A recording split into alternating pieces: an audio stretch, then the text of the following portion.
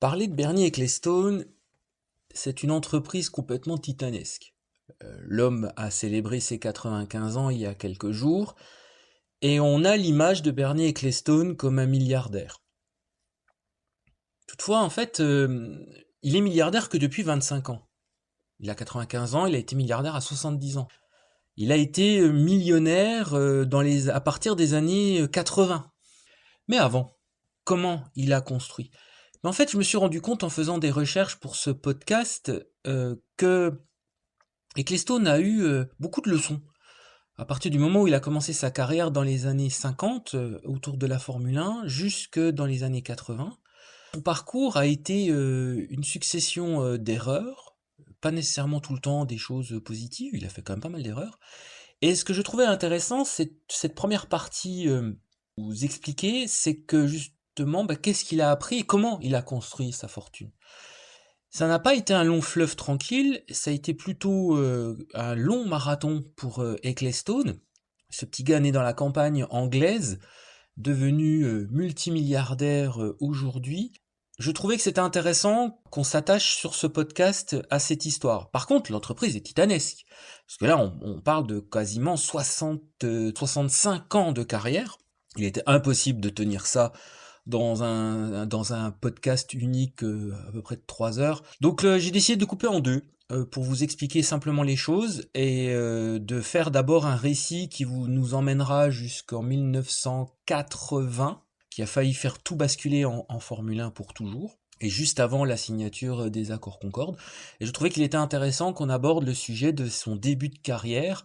Bienvenue dans le podcast E.ON, le numéro 3, qui va parler de Bernie Ecclestone dans sa partie 1. Le procès. Le 6 mars 2005, la Renault R25 de Giancarlo Fisichella franchit la ligne d'arrivée en vainqueur du Grand Prix d'Australie. C'est la deuxième victoire de l'Italien en carrière, et c'est un soulagement pour l'équipe française Renault F1 Team. Bernie Ecclestone félicite son ami Flavio Briatore pour la performance. Quelques jours plus tard, Ecclestone reçoit Gerhard Grybowski à Londres, dans son bureau de Chelsea. Alors qui est Gerhard Grybowski? C'est un banquier. Parce qu'en fait, cette rencontre, elle est très importante à ce moment-là. Depuis la chute de l'Empire Kirsch courant 2002, c'est un consortium nommé Speed Investment, composé de 3 banques, JP Morgan, Lehman Brothers et la Bayerische Landesbank, qui ont récupéré 75% des parts de la SLEC, société détentrice des droits économiques de la Formule 1. Sauf que la cohabitation entre les banques et Ecclestone, qui disposent des 25% restants, est très compliquée. Surtout avec la Bayerische LB, qui était majoritaire dans le consortium Speed Investment. En fait, cette dernière souhaitait récupérer son argent et compenser avec la Formule 1 les énormes pertes causées par la chute de l'empire médiatique de Leo Kirch. Ayant compris que les 3 banques du consortium avaient des intérêts divergents, Ecclestone avait tenté durant l'année 2003-2004 de diviser pour mieux régner. La violence des mots et des actions n'était pas forcément visible à l'époque, médiatiquement parlant, mais en décembre 2004, Speed Investment a été reconnu comme gestionnaire opérationnel devant un tribunal. Chose que contestait jusqu'à présent Ecclestone en personne, qui avait un accord avec Kirch.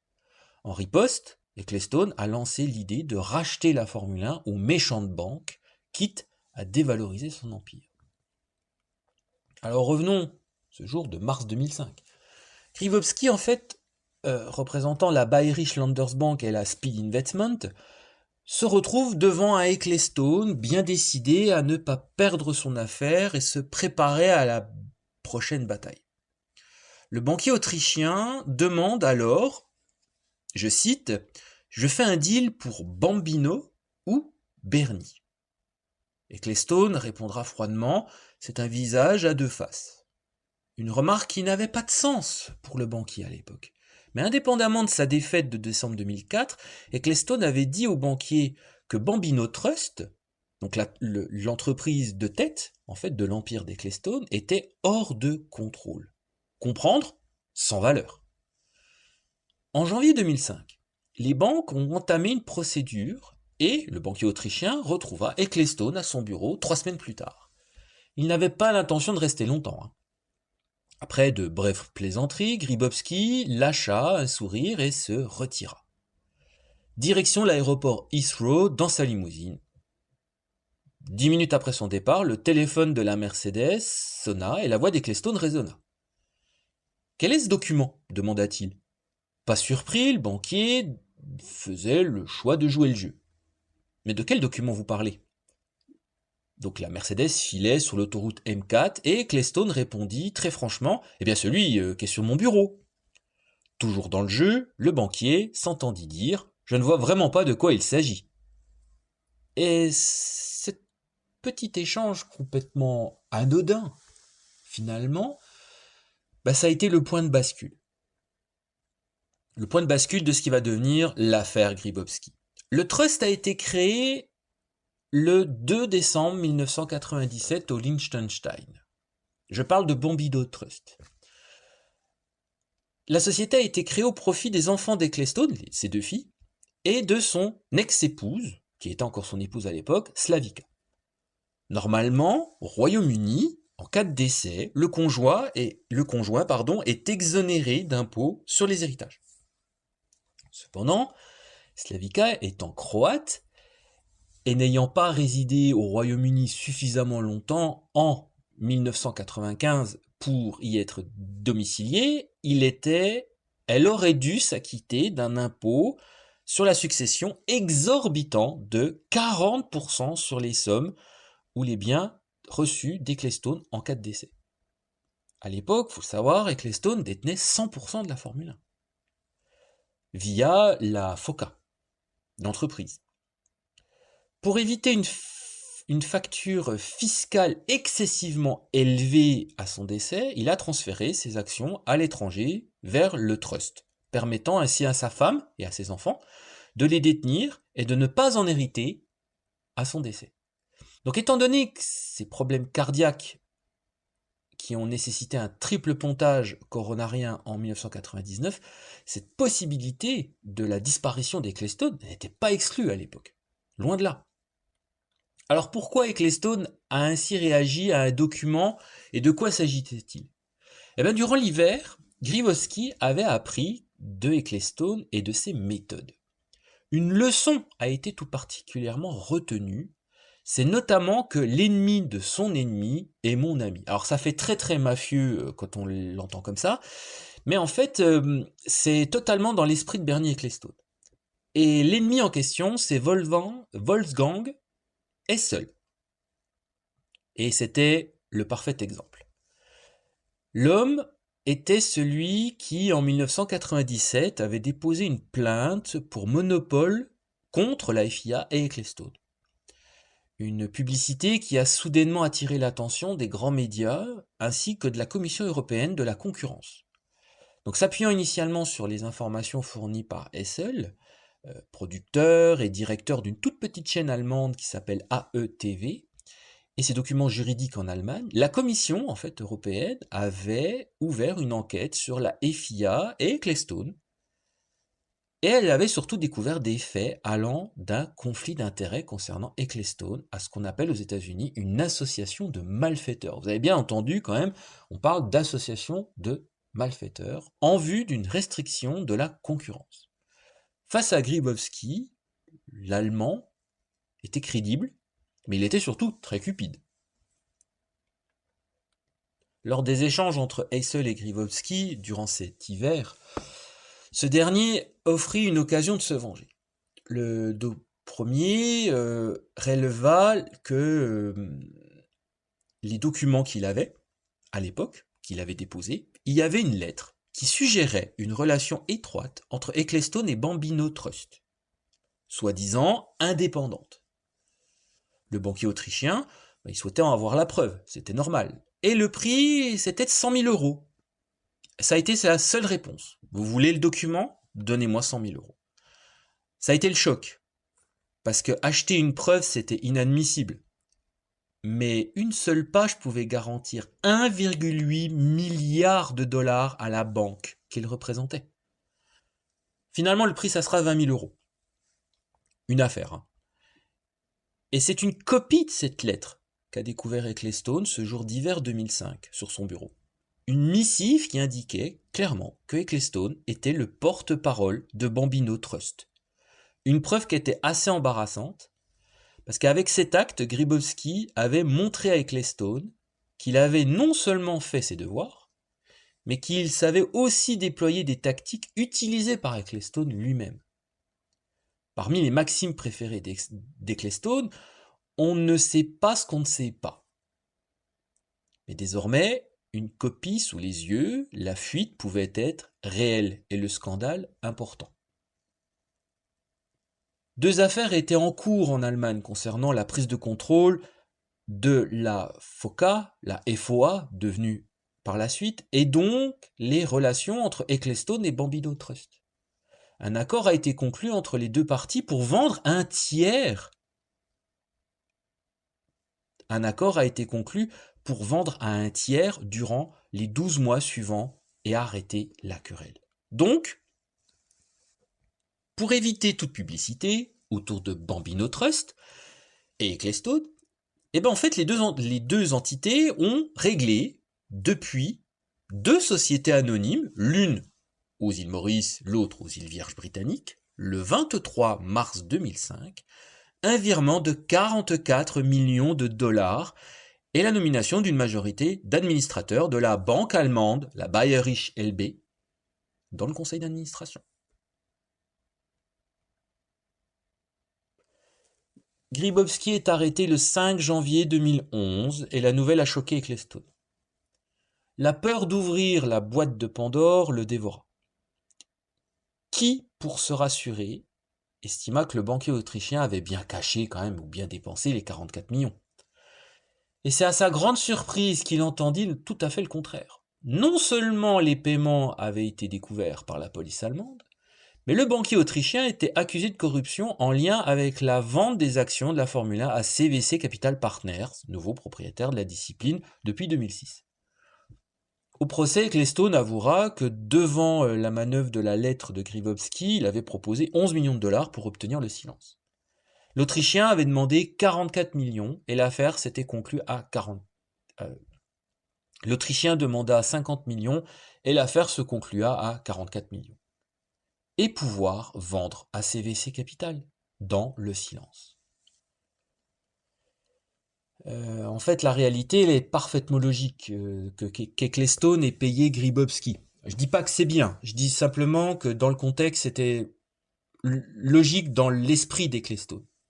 Même si l'Allemand n'avait aucune preuve valable pour étayer ces allégations, simplement pour l'empêcher de parler aux autorités fiscales britanniques, parce ça aurait inévitablement plongé une enquête, Ecclestone, lui, avec ce paiement, il avait surtout économisé 2 milliards d'impôts.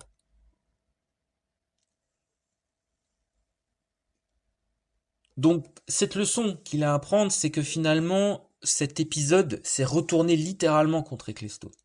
Toutes les méthodes de Bernie Ecclestone durant les années 70, 80, 90 se sont littéralement retournées contre lui. Mais le pire de ça, c'est que ça a montré tout simplement que sa période de milliardaire ne pouvait pas être construite en toute impunité. C'est la leçon à retenir véritablement de ce premier acte du procès Grybowski qui s'est mis en place. Ecclestone en a été fortement affecté et cela a littéralement accéléré la vente de la Formule 1 auprès de Liberty Media tel qu'on le connaît aujourd'hui.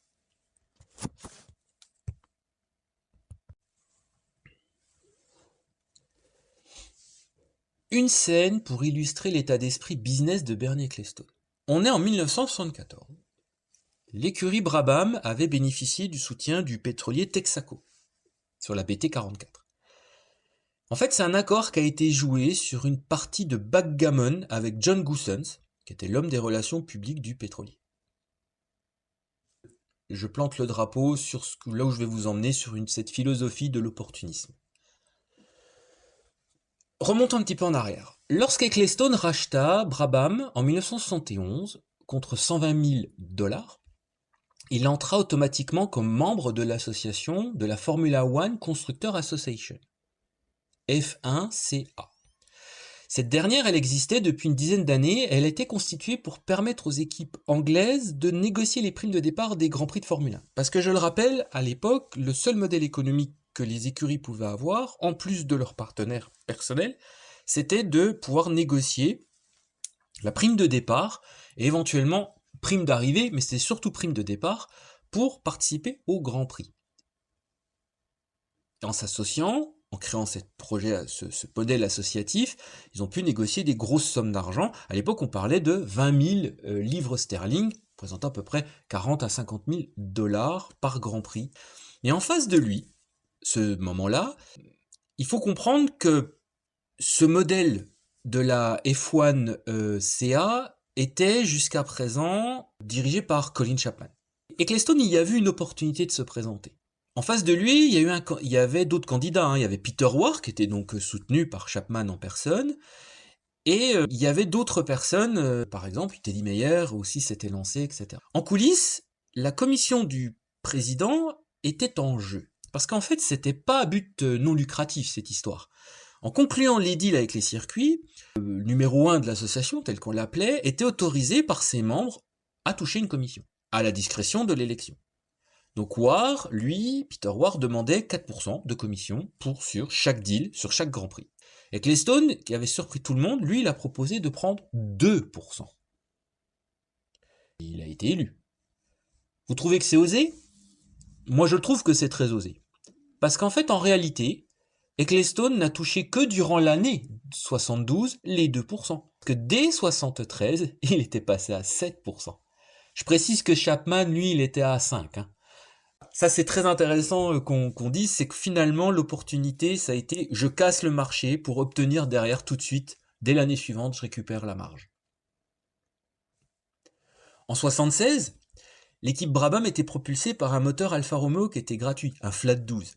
La précision est importante, parce que bien que les résultats ont été catastrophiques, mais le soutien de la société Martini n'était pas acquis pour autant. Donc pour obtenir un contrat de 2 ans supplémentaire, Ecclestone avait annoncé au patron de la marque Martini qu'il avait signé Claire Regazzoni, qui était très apprécié par les Italiens. D'abord, il était pilote italien, il était italo-suisse. Donc Regazzoni, en fait, on s'est tous rendu compte, si vous connaissez l'histoire, n'a jamais piloté pour Brabham. Mais, on le verra plus tard, je vous expliquerai le récit, la manœuvre, elle a quand même mérité 4 millions de dollars dans le budget annuel. Ça a sauvé, finalement, financièrement l'écurie. Dans le même principe, continuons le récit, pour vous montrer tout simplement cet aspect d'opportunisme. Un jour d'hiver 1975, les désaccords entre Bernie Ecclestone d'un côté, qui était le patron de la FOCA, et Pierre Hugeux, qui était le président de la Commission sportive internationale, avait atteint son pic. En fait, le championnat 1976, si la réunion ne se passait pas bien, n'aurait pas eu lieu. Le CSI voulait avoir son mot à dire sur les redevances et les finances sur les circuits perçus par la FOCA. Donc je précise que c'était la FOCA qui négociait directement, individuellement, les contrats avec les circuits. Et la fédération ne validait que le calendrier qui était proposé par la FOCA. Donc les discussions devenaient stériles. Et Ecclestone se leva, baissa la lumière, plongeant la pièce dans l'obscurité. Et dans la nuit, il a lâché « Messieurs, vous voyez, je n'ai pas peur de vous, même dans le noir. » On retrouve les méthodes un peu mafieuses, d'intimidation qui lui étaient propres. Mais on retrouve effectivement, mais s'il a été très dur d'un côté, il ne l'a pas été pour d'autres. En 1978, Gordon Murray présente au Grand Prix de Suède la fameuse version B de la BT46, pilotée par Niki Lauda et John Watson, la fameuse modèle aspirateur. C'était une victoire insolente de Lauda, mais qu'a soulevé la première réclamation technique de l'histoire de la Formule 1. Une réclamation qui était pilotée par Colin Chapman en personne, au nom de Team Lotus, qui dominait le championnat du monde à ce moment-là. Au point de déstabiliser littéralement l'équipe de la FOCA, Donc Ecclestone a accepté après quelques négociations de surface de lâcher l'évolution aspirateur de sa Brabham pour maintenir le business et son pouvoir dans la discipline. Et on va le voir plus tard dans le récit que cet épisode-là va avoir un énorme impact sur la suite de son business. L'année suivante, Niki Lauda débute la saison sans contrat, par exemple. Depuis Noël 78, l'Autrichien discute avec Ecclestone, mais ils sont pas d'accord sur l'argent. Bien évidemment. Lauda demandait 2 millions de dollars pour la saison. Ecclestone lui avait alors répondu « Mais t'es fou, j'ai pas cet argent !» Parce que c'est pareil. Quand Ecclestone disait « Je n'ai pas l'argent », sous-entendu « Je n'ai personne pour le financer ». Donc la saison débute en janvier sur la base de la confiance entre Lauda et Ecclestone. Les résultats de la BT48, qui était en retard dans sa préparation, ils sont pas fameux. Puis en juin, Lauda et Ecclestone se retrouvent au siège italien du géant Parmalat. Ce jour-là, Ecclestone signe un gros contrat de sponsoring, comme on le verra, et Lauda, il a signé son contrat de 2 millions de dollars. Mais en fait, le champion autrichien, il avait très très mal vécu ce moment. Il a estimé que Ecclestone se servait de son image pour assurer l'avenir de Brabham. D'ailleurs, il fallait financer la BT49 qui allait arriver par la suite. Donc il y a eu un ressenti qui a marqué franchement une certaine lassitude et la fin de carrière au Grand Prix du Canada en septembre de Lauda. Donc le matin des essais, Lauda, il comprend qu'il n'a plus envie d'aller sur le circuit. Tout avait changé dans sa perception. Il est arrivé au moment, dans le paddock, puis en fait il indique à Ecclestone qu'il ne participera pas au Grand Prix, ni au suivant. C'était fini. Ecclestone s'empressa dans l'heure qui a suivi de parcourir tous les garages pour trouver un remplaçant, avec le casque de Lauda d'ailleurs, et c'était la panique, et c'était surtout la fin de l'histoire Lauda-Brabham. Ça faisait partie des choses. Ecclestone avait donc besoin d'avoir quelqu'un pour payer. Il voulait pas s'engager lui-même. Dans le même principe, si on est en 79, c'était la même année, Peugeot Société Anonyme, PSA, envisage d'entrer en Formule 1 sous le nom de Chrysler. C'était la dernière acquisition du groupe, en 76. Et Détroit n'était pas d'accord. Et le nom de Talbot, qui a réuni finalement les suffrages de la maison, a été choisi. Le projet F1 prend forme autour d'un programme franco-allemand qui était un peu encouragé par l'État français à ce moment-là avec le concours de BMW. Donc Jochen Nesprach est d'accord de fournir le moteur turbo en 1980 et Hugues de Chaunac sera le team manager de l'écurie. Donc l'équipe serait basée au Bourget et l'ensemble devait entrer en championnat du monde en 1980. Tout va très très vite. Toutefois, au printemps 1980 arrive et l'écurie Talbot n'a jamais foulé le circuit. En coulisses, l'histoire traîne. La direction de PSA s'interroge sur l'ampleur de l'investissement F1. Côté Munich, le 4 cylindres turbo, il n'est pas prêt non plus. Et finalement, le constructeur allemand abandonne le projet Talbot. Chez Brabham, Bernie Ecclestone est sous pression de Gordon Murray et de Nelson Piquet. D'abord parce que le directeur technique menace de quitter et de signer avec Ford pour un projet de groupe C si le moteur turbo ne propulse pas ses monoplaces d'ici 82, au plus tard. Donc Ecclestone propose très vite 15% du capital de Brabham à Murray. Et un moteur turbo d'ici la fin de la saison 1980. Pour Piquet, tout est une question de négociation de contrat. Il faut savoir que le Brésilien, il touchait 30 000 $ à l'époque. Et il touchait 50 000 $ en 1980. Donc il visait une grosse augmentation. Il avait terminé deuxième du championnat du monde et Ecclestone lui refusait. Finalement, Ecclestone lui a proposé 100 000 $, mais pas $1 de plus. Et en mai 1980, Ecclestone arrive au siège de PSA à Paris. À l'époque, c'était à l'avenue des Champs-Élysées, et pour négocier avec Talbot la récupération du moteur turbo BMW. Lors de la discussion, l'anglais s'emporte. Il envisage même en 1980 un tandem Alain Prost-Philippe Alliot chez Brabham. Excite Nelson Piquet du coup, pourtant vice-champion du monde, comme je vous l'ai rappelé. Pourtant, toute cette histoire n'a été qu'un coup de bluff, et la direction de PSA, elle est tombée totalement dans le panneau. Elle a été séduite par la personnalité d'Ecclestone. BMW aussi d'ailleurs, qui a proposé gratuitement son moteur pour 1981. Bon, ça sera finalement 82. Et en réalité, Brabham a été sauvé de la chute. En 1985, Bernie Ecclestone est face à l'avenir. Il comprend qu'en fait, il arrive à la fin d'un cycle. Pour Brabham surtout, qu'il dirige depuis 72.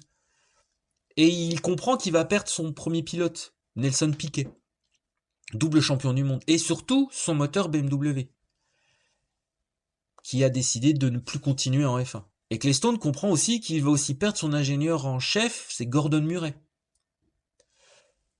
Pour Murray, il fallait de la motivation et trouver un nouvel élan dans le chemin de l'innovation qui faisait la différence pour l'écurie Brabham. BMW qui refusait de construire un nouveau moteur pour 86, finalement c'est encore le 4 cylindres qui a été reconduit. En coulisses, toutefois, Ecclestone entreprend de faire revenir à la raison Niki Lauda. Lauda est dans le doute chez McLaren. On est en 1985. Alain Prost dominait le début de saison et son influence augmentait à mesure que celle du triple champion du monde autrichien diminuait. Ron Dennis, patron de McLaren, avait déjà diminué le salaire de Lauda en 85, malgré le titre en 84. Il était passé de 4 millions à 2,5 millions. Ron Dennis avait prétexté qu'il fallait augmenter le salaire de Prost et que le budget de Marlboro n'était pas extensible. Du bluff, absolu. Mais encore une fois, Lauda, comme on l'a vu avec Ecclestone quelques années auparavant, il y a une blessure. Donc, un manque de reconnaissance, encore une fois. Et Lauda s'épancha auprès de Bernie Ecclestone. Ce dernier, en fait, il souhaitait relancer Brabham. Il a proposé un salaire de 6 millions de dollars à Lauda pour 86. Et pourtant, Lauda, il hésite. Gordon Murray, il est au courant des discussions et relance son imagination et il imagine le projet BT55. Les plans de la monoplace sont même présentés à Lauda. Pourtant, l'Autrichien décline l'offre d'Ecclestone.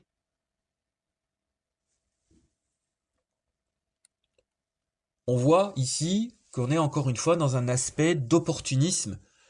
On perd un champion du monde, je vais essayer de récupérer un ancien, essayer d'effacer l'ardoise de nos relations, essayer de maintenir mon ingénieur en chef au niveau de son état de stimulation créative. Et ça n'a pas marché. Et on a vu une écurie Brabham littéralement décliner par la suite. Alors je continue ce déroulé d'anecdotes pour changer un peu de sujet. Là, on va revenir sur le cœur du développement de la FOCA. Donc la Formule 1, c'est un spectacle qui est né à la télévision. Et c'est l'Union européenne de radiodiffusion, donc l'UER, qui achetait les droits et les vendait alors aux chaînes européennes, comme par exemple TF1, qui était la toute première dans l'Hexagone à diffuser la discipline. La somme était modique à l'époque, c'était 500 000 $ par an à la fin des années 80, ce qui était l'équivalent de 3 millions de francs. Sauf que les parts de marché, elles augmentaient, et donc la publicité affluait le dimanche. Pour vous donner un exemple, en 1989, c'est 44% des téléspectateurs qui regardaient les derniers Grands Prix de la saison qui opposaient Alain Prost contre Ayrton Senna.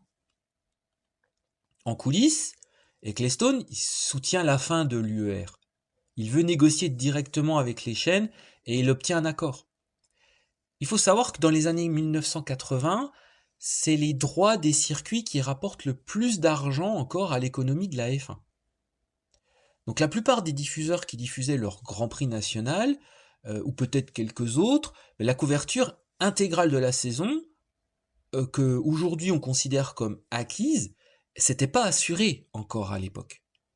C'est-à-dire que la BBC s'occupait de diffuser son Grand Prix national, mais ne faisait que des résumés des autres. Que TF1 faisait plus ou moins la même chose. Souvent, c'était d'ailleurs décalé, c'était rarement en direct la plupart du temps, à part dans la fin des années 80. Et ça a été longtemps comme ça. Puis dans les pays qui accueillaient un Grand Prix, en fait, Ecclestone exigeait que la chaîne qui produisait la couverture diffuse toutes les courses, moyennant des droits, justement, à prix cassé. C'est là qu'on a commencé à voir, finalement, TF1, la BBC, voire même les médias de Berlusconi en Italie diffuser. après pays. Donc Ecclestone, il a fait défiler la Formule 1 sur les écrans de télévision européens en prenant son bâton de pèlerin, en y allant, en y allant, en y allant, en y allant. Et même les règles de la Formule 1 furent modifiées pour rendre ce sport qui était plus attractif pour la télévision et les téléspectateurs. Par exemple, les horaires qui étaient jugés fixés, rigoureusement respectés par tous. Les fameux 14 heures le dimanche. Et peu à peu, ce qu'Ecclestone avait anticipé devint réalité. Plus de téléspectateurs signifiait donc plus de spectateurs aux courses. C'était le paradoxe. À l'époque, on disait que si on regardait la télévision, on n'allait pas aller aux courses. Eh bien si, parce que la course est devenue une expérience. Et plus de téléspectateurs signifiait plus de téléspectateurs aussi derrière l'écran, puisque cette expérience pouvait se traduire derrière. Et donc plus de téléspectateurs, plus de clients potentiels pour les marques diffusées pendant les publicités. En fait, Ecclestone avait trouvé l'équivalent dans l'industrie du divertissement de la machine à mouvement perpétuel. Et c'est une fois le nombre suffisamment important que la machine commença à générer des profits. Et les sommes ont été colossales. C'est ce moment précis où il est devenu multimillionnaire. Donc pays après pays, et à mesure que l'audience à domicile devenait suffisamment importante, Ecclestone renégociait ses contrats avec les diffuseurs. Ce qui était jusque-là qu'une programmation quasi gratuite, étant désormais tarifé en fonction du nombre de personnes qui se trouvaient devant l'écran, et donc ne pouvait plus se passer de la Formule 1. Un exemple simple, en 1990, l'éphémère chaîne française La 5 acheta les droits de la F1 pour 6 millions de dollars, 36 millions de francs, et débuta le modèle économique des années 90-2000, et encore le modèle qu'on voit aujourd'hui. Là, on a vu le développement de la partie télévisuelle du business. Mais l'essentiel du business de la Formula One Constructor Association, ça a été surtout les circuits. Et on a eu un petit basculement en 1999-2000, donc ce qu'on a appelé la bataille d'Angleterre entre Silverstone et Brands Hatch. C'est le dernier exemple que je vais vous expliquer pour tout simplement vous montrer l'opportunisme du business d'Ecclestone. Silverstone est sous le contrôle de la BRDC, la British Racing Driver Club. Et Brands Hatch était la propriété depuis 1996 de la société Brands Hatch Racers, donc BHL, qui était dirigée par Nicola Fulstad. Donc c'était la fille d'un milliardaire que Ecclestone connaissait bien. La jeune femme se rend au bureau d'Ecclestone pour présenter son intention d'organiser le Grand Prix de Formule 1 d'Angleterre sur son circuit à Brands Hatch. Ecclestone, plutôt toujours très prudent dans ces conditions-là, il lui propose de rénover ses infrastructures et ensuite on verra. Ça, c'est la réponse classique. En décembre 1998, une nouvelle réunion s'organisa entre les deux individus et en fait, ils s'étaient rencontrés pour la première fois à ce moment-là. Et le courant, il est tout de suite passé. Ecclestone, il avait compris que la jeune femme, elle pouvait fortement investir pour organiser le Grand Prix de Formule 1, et c'était un bon moyen de secouer les vieux sages du BRDC.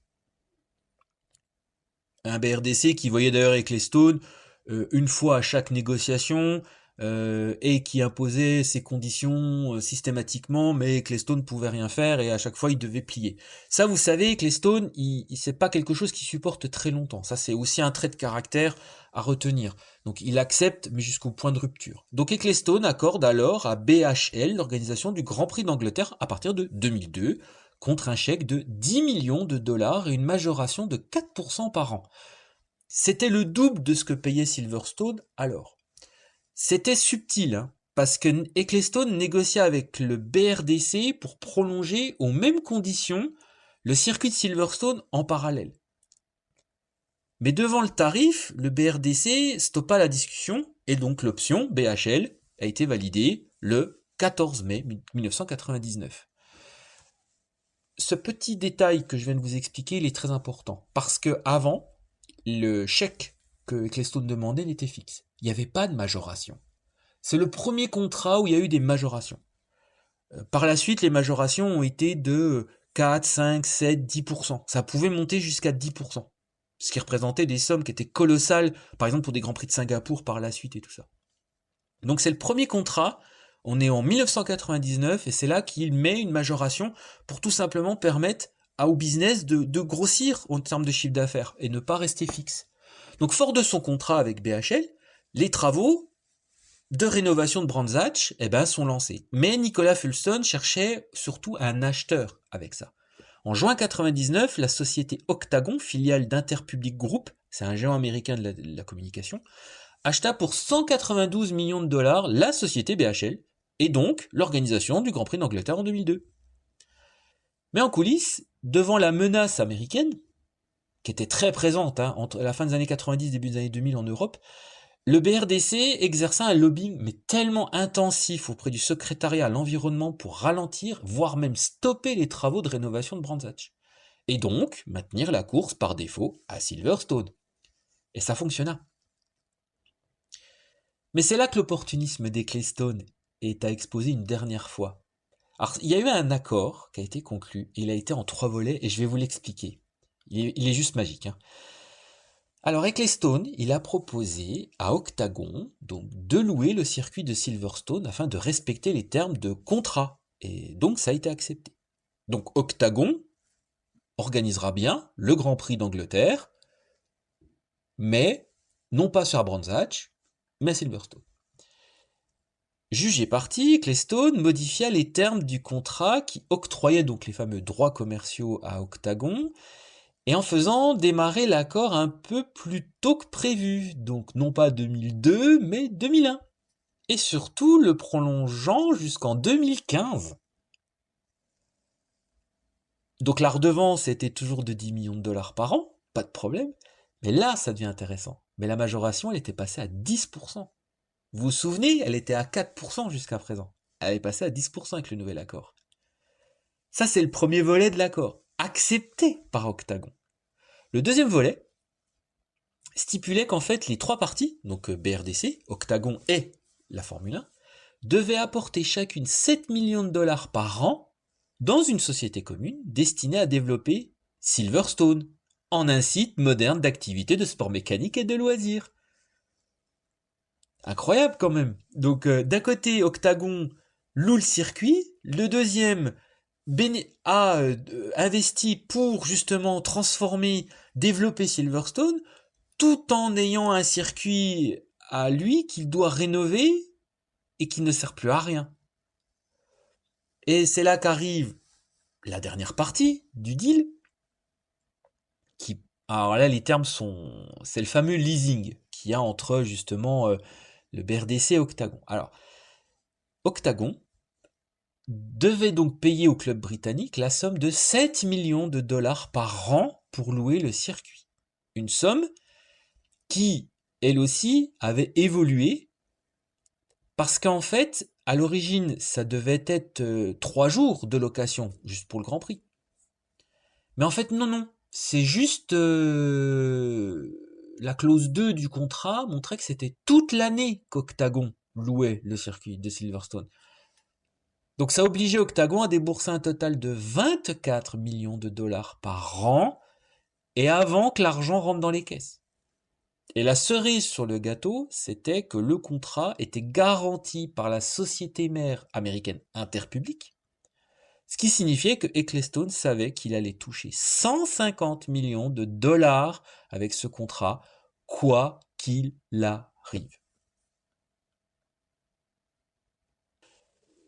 Comme nous allons le voir dans ce podcast, et là je vous ai déjà expliqué avec toute cette série d'anecdotes, en fait Bernie Ecclestone va construire sa vie professionnelle autour d'une base, l'opportunisme. Tous ces deals vont se faire autour de ça, souvent avec succès d'ailleurs, mais lorsque les choses tournent mal, les dégâts étaient amplifiés, mais vraiment amplifiés.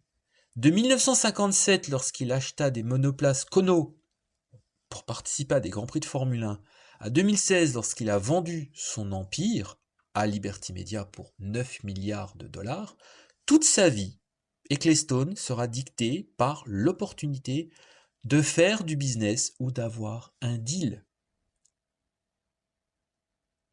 Dans cette partie, on va aborder la méthode de négociation de Bernie Ecclestone. Comme on l'a vu, déjà, il a un moteur, ce moteur c'est l'opportunisme. Et donc je vais vous citer justement un épisode dans les années 2000 qui est assez intéressant. Dans les années 2000, l'heure était à la renégociation des contrats avec les circuits, comme on l'a vu précédemment avec la bataille d'Angleterre, le Grand Prix d'Angleterre à Silverstone au début des années 2000, et que cela avait été une répétition que ce qui allait se passer par la suite. Parce qu'en fait, au bout du compte, Ecclestone, il veut gagner de l'argent. Et pour y parvenir, il y a deux solutions. Soit il ajoute des courses au championnat, soit il fait payer les circuits existants un peu plus. Très sincèrement, il a un peu tout testé depuis les années 70. Augmenter le nombre de circuits, augmenter les tarifs, etc. Le truc qui s'est passé, c'est que augmenter le nombre de courses, tout dépend des accords Concorde. Cette petite chose qui a été conclue en 1981, et on le verra ça dans le podcast de la partie 2 dans le détail. Parce qu'en fait, les écuries, concrètement, elles sont rémunérées autour de 17 courses. Il y a toujours un chiffre maximum. Longtemps, ça a été 16, ça a été porté à 17 courses aujourd'hui. Le reste, c'est un bonus pour les écuries. Et elles touchent beaucoup plus si le chiffre augmente. Imaginez qu'aujourd'hui, on a 24 courses. C'est pas vraiment une affaire pour Ecclestone, cette situation. Parce que faire payer les grands prix, s'ils convainquent que certaines courses sont menacées, eh ben voilà la solution. Donc c'est là qu'on en vient sur la méthode. Et la méthode qui est reprise aujourd'hui encore par Liberty Media, soit dit au passant. En fait, Ecclestone, il détient toutes les cartes du jeu à ce moment-là. Globalement, chaque pays, chaque circuit, chaque organisateur tient à garder son Grand Prix. C'est prestigieux. Et c'est un jeu qui s'installe. Donc d'ordinaire, le premier jet du calendrier est publié en octobre. Avec certaines courses qui étaient inscrites comme provisoires ou selon contrat. Au milieu des années 2000, les calendriers étaient diffusés plus tôt. Et on supprimait de la liste des courses. Et ça a été le cas par exemple en 2007 avec Imola. Et l'impression que la décision a été définitivement prise était assez réelle à l'époque. Et la réalité, c'est que ça faisait partie du plan d'Ecclestone de négociation. Donc le Conseil mondial du sport automobile, qui ratifie le calendrier, avait donc aussi l'opportunité de faire 2 réunions avant de reconsidérer l'introduction des circuits. C'est comme ça que ça se passe. Ça se réunit 4 fois dans l'année. Donc à la demande soit du promoteur, soit de Ecclestone lui-même. Mais c'est souvent Ecclestone lui-même.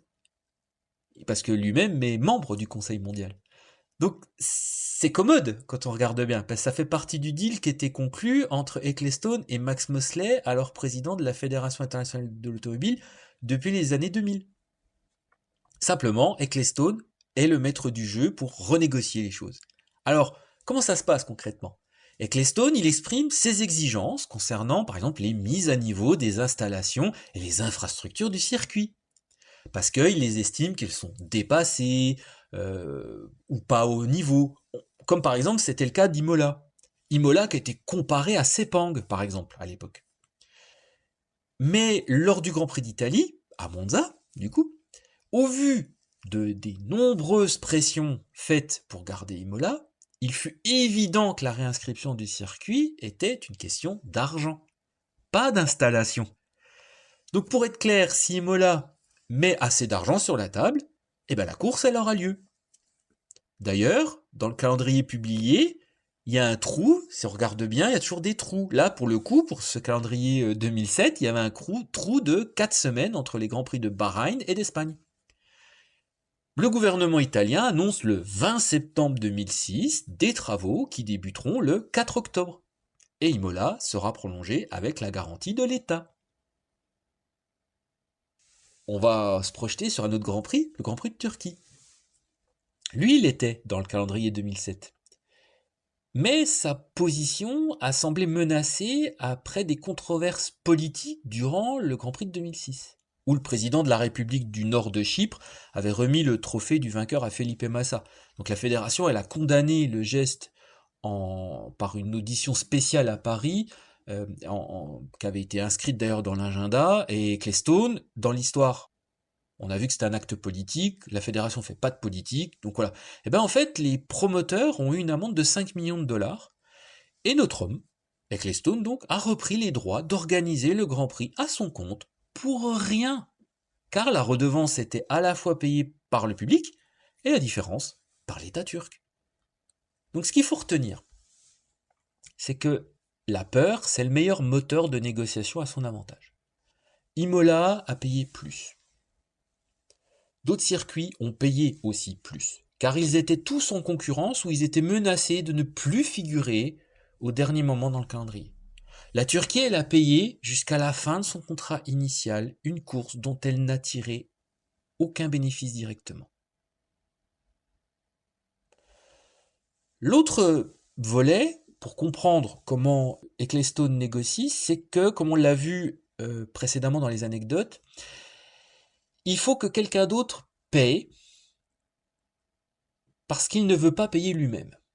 Alors ça a été le cas, on l'a vu avec Niki Lauda en 79, avec le contrat payé par Parmalat, qui était devenu sponsor de Brabham à l'époque, mais ça a été aussi le cas de Nelson Piquet pour la saison 85-86. Alors en fait, Ecclestone, grâce à BMW, qui était son motoriste, payait $1 million le double champion du monde brésilien. Mais naturellement, Piquet, il voulait plus. L'écurie américaine Beatrice Haas lui proposait un contrat de 3 ans à l'époque, avec un début à 2,5 millions en 86, 3 millions en 87 et jusqu'à 3,8 millions en 88. Ecclestone, de son côté, proposa 1,5 million de dollars via une revalorisation du sponsoring de la société italienne Olivetti, qui était le sponsor principal de Brabham, et de BMW. Mais en fait, ce qui est intéressant dans cette histoire, c'est que Piquet a découvert qu'en fait, Ecclestone était allé récupérer les droits du moteur Ford Cosworth V6 Turbo de Beatrice, et en fait, l'écurie se retrouvait en difficulté de payer un moteur non plus fourni par le constructeur américain, mais par Ecclestone en personne. Donc un moteur qui se retrouvera d'ailleurs dans les Benetton en 87, étonnamment d'ailleurs pas du tout dans les Brabham. Et Piquet, il a signé avec William Sondard pour 86 et remporté son 3e titre et dernier titre en 1987. Donc vous voyez globalement comment ça, la méthodologie. On sait que d'un côté, on est dans l'intimidation, on fait peur à son adversaire, parce que Bernie Ecclestone considère que la personne en face de lui n'est pas un partenaire, c'est un adversaire. Donc, on part du principe qu'un promoteur, n'importe qui, et donc même un directeur de chaîne, n'est pas un partenaire, c'est un adversaire. Et donc on a ça pour les circuits, on a ça pour les droits TV, on a eu ça pour ses pilotes, et on a eu ça envers même des concurrents présents dans le paddock. Donc c'est quand même un ensemble extrêmement intéressant de se rendre compte de comment Bernie Ecclestone négocier principalement ses contrats. Et on va le voir que ça va dicter principalement l'essentiel de sa vie personnelle et surtout économique. Parler de Bernard Charles Ecclestone, c'est parler d'un homme qui a toujours été passionné par la mécanique.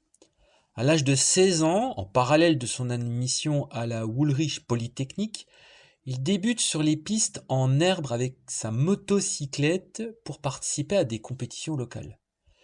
Il a eu des accidents, mais sa condition ne lui plaisait pas. Pour lui, survivre est une faiblesse. Il ne voulait pas se faire avoir par des concurrents qui faisaient des affaires avec leur moto avant de participer aux courses, par exemple. Donc pour se faire la main et développer ses compétences dans la vente, il se présente en costume au propriétaire d'une concession locale. 1 an plus tard, le showroom est rebaptisé Compton et Ecclestone. Donc ça, c'est vraiment quelque chose qu'il faut... voilà, il avait compris qu'il fallait savoir négocier pour pouvoir obtenir ce qu'il avait besoin d'avoir. Donc il est allé apprendre directement sur le terrain. À 20 ans, il passe sur 4 roues. Il pilote en fait une Formule 3 à moteur de moto qui était financée donc par son partenaire et donc ancien patron. Et sur des courses, il affronte quand même Stirling Moss dans certaines courses quand même. Et il a un sérieux accident qui met fin à sa carrière de pilote. 2 ans plus tard, il met également un terme à ses études, après l'obtention d'un brevet d'ingénieur chimiste, et il apprend la psychologie du jeu, en jouant dans un casino privé de Londres. Voilà, ça c'est aussi quelque chose, c'est que l'apprentissage par soi-même, c'est long. Mais avec une concession qui tourne plutôt bien, et Ecclestone, il n'a pas de problème d'argent. Il avait déjà sécurisé l'aspect matériel et personnel pour pouvoir se développer lui personnellement sur des compétences qui lui manquaient, c'est-à-dire les méthodes de négociation, voire éventuellement aussi l'apprentissage de la psychologie du jeu. Donc d'essayer de lire l'adversaire. On en revient sur cette notion d'adversaire. En 1957, alors qu'il fréquente les pubs locaux, il croise régulièrement Stuart Lewis Evans et son père, Lewis Evans, qui était garagiste. Et Stuart Lewis, il avait débuté en Formule 1 au volant d'une Kuno l'année suivante. Et il y a une amitié qui se noue avec Ecclestone. Et ce dernier, il propose à Lewis de s'occuper de sa carrière d'un point de vue totalement administratif. À l'époque, les pilotes étaient principalement avaient un fixe et ils étaient surtout payés avec les primes de départ, comme on l'a vu. Donc, Ecclestone, il achète 2 Kuno en version B pour les engager pour le reste de la saison 57 lors de la série hivernale qu'on appelle Tasman. C'était une série qui utilisait des Formule 1 pour des circuits en Nouvelle-Zélande, en Australie principalement. Une série qui était richement dotée financièrement et beaucoup de pilotes y ont participé jusque dans les années 60. En parallèle, Ecclestone, il conclut un accord avec Tony Van Der Velde pour permettre à Stuart Lewis de devenir pilote de l'écurie Van Wall en 1958. Donc, comme on l'avait dit, à l'époque, les pilotes ils négociaient eux-mêmes leur participation en fonction de l'attraction des primes de départ et voire d'arrivée des circuits. Et le contrat avec l'équipe était lui-même un bonus, c'était pas un salaire. Seule exception, naturellement, Juan Manuel Fangio, qui avait eu des contrats avec Mercedes et Ferrari au milieu des années 50. On parlait de 25 000 $ de contrats dans ces années-là, ce qui était énorme à l'époque. Et même Sterling Moss était la seule exception. Et Stuart Lewis, c'était le 3e homme de l'histoire de la Formule 1 à avoir un contrat de pilote. Malheureusement, c'est une aventure qui se transforme en drame pour Ecclestone. Au Grand Prix du Maroc, qui était le dernier de la saison 58, Stuart Lewis est victime d'une défaillance mécanique qui sort violemment de la route. Il est resté prisonnier de sa voiture, qui était en flammes. Il était grièvement blessé, il a été rapatrié en Angleterre et il meurt 6 jours plus tard dans les suites de ses blessures. Cet épisode, ça a été un choc pour Ecclestone, qui s'est littéralement retiré des circuits pour faire son deuil, et il y reviendra seulement qu'en 1966. Mais alors vous allez me dire, qu'est-ce qu'il a fait entre 1959 et 1966 ? C'est là que ça devient intéressant, parce que je vais vous raconter un petit peu cette histoire. En fait, Ecclestone, il va se concentrer sur les affaires du showroom. Il va vendre des MG, des Leyland neuves, en plus de ses voitures d'occasion qu'il vendait déjà. Il se diversifie dans la vente et de l'entretien de motocyclettes aussi. Il rachète des garages, d'autres showrooms. D'ailleurs, le garage de Stuart Lewis, du père de Stuart Lewis, a été racheté. Donc, il achète d'autres showrooms, il développe l'entreprise, il vend d'autres marques, il se met à se lancer dans des marques de luxe, style Jaguar, par exemple, Mercedes et autres. Et en fait, tout en se développant au niveau de son empire commercial autour de l'automobile, il fréquente les casinos de Londres. C'est là qu'il rencontre des producteurs, des réalisateurs de l'industrie cinématographique naissante anglaise. Il rencontre par exemple les producteurs des James Bond. Donc il noue des relations d'amitié avec des impresarios aussi, qui commençaient à émerger justement dans cette industrie-là. Et toujours dans une soif d'apprendre le métier et peut-être d'ajouter une nouvelle corde à son arc de l'expérience. Donc c'est très intéressant ce qu'on voit là, c'est que il a noué des relations avec des impresarios, allé sur les plateaux des studios, on le sait, de la Hammer à Londres et d'autres studios comme les James Bond. Il a noué et il a appris par l'observation et l'échange un nouveau métier qui était non pas l'assistant comme Stuart Lewis, mais celui d'impresario. En 1965, il voyage en compagnie du pilote Roy Salvadori. Alors, Roy Salvadori, c'est un client de ces showrooms, soit dit au passant, d'accord ? Et Roy Salvadori, il faut savoir aussi une chose, c'est que c'était son tout premier pilote avec Stuart Lewis, qui est piloté en Tasman en 57. Donc, c'est une relation d'affaires qui se développe dans le temps. Et Ecclestone, il accepte et il vole en direction du Grand Prix du Mexique Et à l'époque, Salvadori pilote une Cooper. Mais les performances en 65, c'est pas fantastique. C'est plus l'équipe d'autrefois qui était dominatrice en 59 et 60, avec Jack Brabham, Bruce McLaren par exemple. Elle était à ce moment-là plutôt l'ombre d'elle-même. Et malgré un possible moteur V12 Maserati en 1966 qui allait se développer, enfin bref. Donc on est à ce moment-là en donc c'est quand même pas terrible. Voilà, les performances sont pas terribles, même Salvadori commence à se dire je vais arrêter. Et en fait, ce qui va devenir intéressant, c'est les déboires de l'équipier de Salvadori à l'époque, c'est un certain Jochen Rindt. Et ça a touché Ecclestone. Il lui propose au jeune Autrichien, qui était vraiment sans le sou, de revenir avec lui en Europe. Parce qu'à l'époque, Rindt, il avait juste un aller, quoi. Il n'avait pas le retour, le billet retour du Grand Prix du Mexique. Il comptait sur les primes à l'époque. Durant le voyage, le courant il passe vite entre les deux hommes dans l'avion. Et Rindt, il exprime sa frustration avec la Cooper. Ecclestone lui propose de quitter Cooper et si Rindt accepte d'aller voir Brabham pour un transfert en 67. Et alors ça va pas être le cas, hein, d'accord. Rindt participera essentiellement en 67 au championnat de F2, quelques courses de F1, et il a fait même les 500 miles d'Indianapolis au volant du Eagles. Mais Ecclestone, il obtient quand même un contrat pour 1968 de 50 000 dollars chez Brabham, propulsé par un moteur Repco encore à l'époque. Et plus intéressant, Rindt quitte Cooper avec un jeune mécanicien, un certain Ron Dennis, alors âgé de 18 ans. Bon, la saison 68, elle n'est pas à la hauteur, ni de Rindt, ni d'Ecclestone. Les Brabham sont dépassés en termes de puissance et de technologie.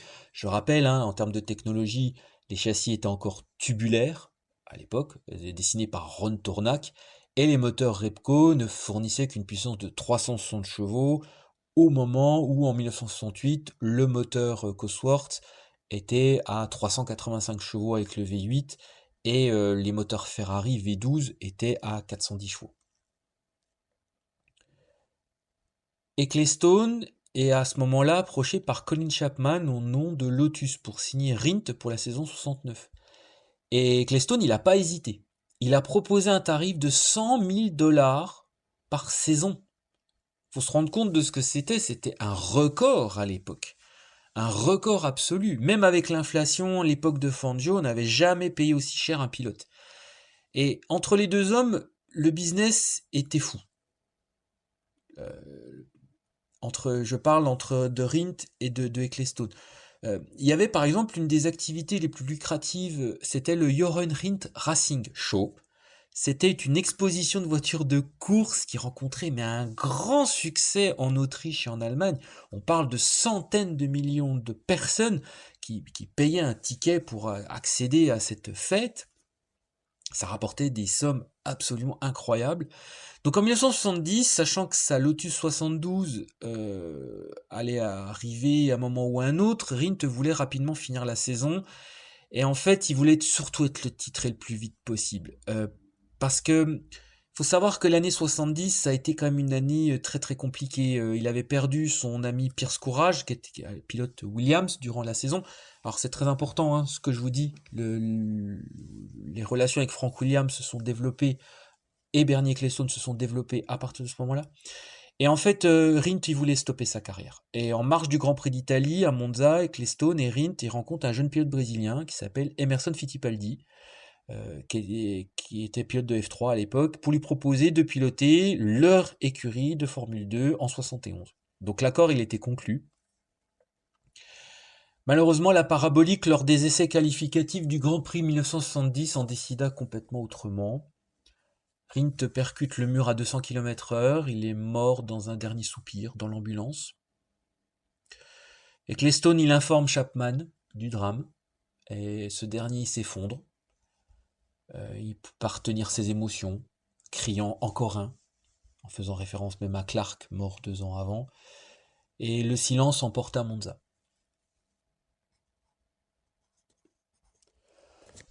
Ecclestone, il avait 40 ans à l'époque, en 1970. Et il était vraiment à la croisée des chemins. Après la disparition de Rindt, il quitte les circuits. Il retourne à la vente de voitures pour des particuliers. Il achète un terrain pour construire une concession dans le Kent. Ça va l'occuper pendant un temps. Il songe aussi, il veut fonder une famille, il achète une maison qu'il va rénover. Et il va même acheter un avion pour se détendre. Mais en fait, on se rend compte que c'est comme ça qu'il fait son deuil. Il est triste. Il a perdu un deuxième pilote dans sa carrière et normalement on arrête dans ces conditions-là. Et à l'automne 1970, Ron Toranak et Jack Brabham, ils décident de vendre leur société qui s'appelle la Motors Racing Development, donc plus communément appelée Brabham. Ils contactent Ecclestone parce qu'ils avaient eu des bons souvenirs de lui à l'époque où il y avait Ron Rindt qui pilotait pour eux en 1968. Les discussions vont être rapides, mais elles méritent quand même d'être racontées parce que les deux hommes font une évaluation des actifs de la société et on s'accorde sur un prix de 160 000 dollars. Et Toranak, qui s'occupe de ça, puisque Jack Brabham a délégué ceci à son associé, et il est d'accord et il l'indique verbalement. Le prix sera donc de 160 000 dollars pour racheter l'écurie. Racheter l'atelier, racheter tous les plans des voitures de F3, de F2, etc. Sauf qu'au moment de signer, Ecclestone il a proposé 120 000. Donc Toranak, il précise qu'il y avait un accord sur la valeur des actifs et il précise qu'il y avait 2 monoplaces de F1, 5 moteurs V8 Cosworth dans le lot. Et Ecclestone, de son côté, il estime que la valeur qu'il leur donne, en fait, c'est ça. C'est pas 160 000, finalement, c'est 120 000. Et Toranak, il hésite. Il bluffe. Il dit qu'en fait, que finalement, il ne sait pas vraiment s'il veut vendre. Bon. Vous vous souvenez que la plupart du temps, Ecclestone, il aime bien le concept de diviser pour mieux régner. Donc, il dit tout simplement, à ce moment-là, froidement, Ecclestone, il lui dit, en fait, c'est vous qui décidez. En fait, en faisant ça, il rejette la responsabilité à son interlocuteur. Mais pire, c'est qu'il exprime tout simplement le fait que si vous voulez pas vendre, j'irai voir votre associé. Jack Brabham, en l'occurrence. C'est pas un problème pour moi. Mais en fait, l'offre, elle était là. Donc, c'était 120 000 dollars. Donc, Toranak s'était engagé verbalement à vendre. En Angleterre, un engagement verbal, c'est comme un engagement écrit en France. Donc, tu t'engages, Ecclestone avait tout à fait la légitimité d'aller au tribunal contester effectivement le principe. Donc, il a accepté l'offre de 120 000 dollars d'Ecclestone. Voilà, comme ça que ça s'est passé. Quelques jours plus tard, alors que les deux hommes, donc je parle de Toranak et puis de Bernie Ecclestone, ils sont dans l'atelier de Weybridge. Donc Ecclestone, il demande à Toranak qui il garderait dans l'effectif et qui il remercierait en fait dans l'entreprise. Et sans hésiter, Toranak, il désigne un jeune designer un peu iconoclaste, original, trop à son goût d'ailleurs, comme première victime. Et puis lui, il garderait tous les autres. Ecclestone, il a fait littéralement le contraire. Il a rencontré le fameux jeune ingénieur en question, il lui propose de prendre la direction technique de Brabham, et il a remercié tout le reste du personnel. Ainsi est née la relation entre Gordon Murray et Bernie Ecclestone, et ce sera la première rencontre marquante pour Ecclestone, en fait, hors pilote, et la seconde, elle va arriver en 1972. Alors on a l'hôtel Excelsior à Londres, hôtel de luxe à l'époque. Ecclestone rencontre un avocat. Ayant pris la direction de la FOCA à l'époque, la Formula One, donc Constructor Association, il avait besoin d'un homme pour établir les relations et surtout finaliser les contrats qu'il avait établis avec les circuits du championnat du monde de F1. Alors fondateur du constructeur March, Max Mosley accepte en fait le partenariat avec Ecclestone.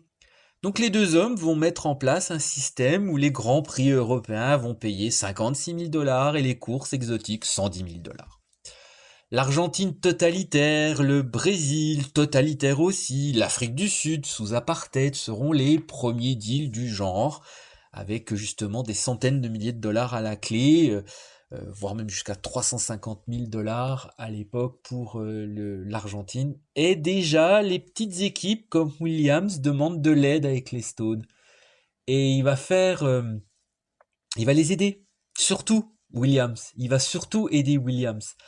Et en fait, on s'aperçoit que c'est l'autre aspect des Claystones, c'est que Williams, ça restera une exception. Donc, au nom de la relation qu'il y a eu avec Pierce Courage et Joran Rindt, tout simplement, et on le verra plus tard dans l'histoire que finalement Williams est resté comme l'équipe anglaise est différente de toutes les autres, malgré des Ken Tyrrell, malgré tout ça, même s'il y a eu une relation avec Ken Tyrrell, mais Williams est à part. D'ailleurs, en 74, Ecclestone n'a pas hésité à affaiblir, pour vous donner un exemple, la jeune équipe Ensign, qui était en signant l'héritier Von Oppel, contre un chèque de 50 000 dollars, alors que cette somme finançait la jeune équipe de Monon depuis ses débuts en 73. Donc on voit qu'il il ne veut pas affaiblir Williams, mais par contre les autres équipes, il n'y a pas de problème hein, pour lui. En parallèle de ça, Gordon Murray fait renaître l'équipe Brabham avec la signature du pilote argentin Carlos Reutemann. Mais la différence de Ferrari et de Lotus, vous savez, les équipes de F1, elles sont pas financées par la vente de voitures de route. Les marques de cigarettes sont poursuivies comme le Graal pour financer en fait une saison. Et Ecclestone, il a essayé à plusieurs reprises de signer avec Marlboro, par exemple, mais en vain, toujours. En 75, c'est la première fois que les équipes ayant marqué des points au championnat touchent une prime finançant leur saison.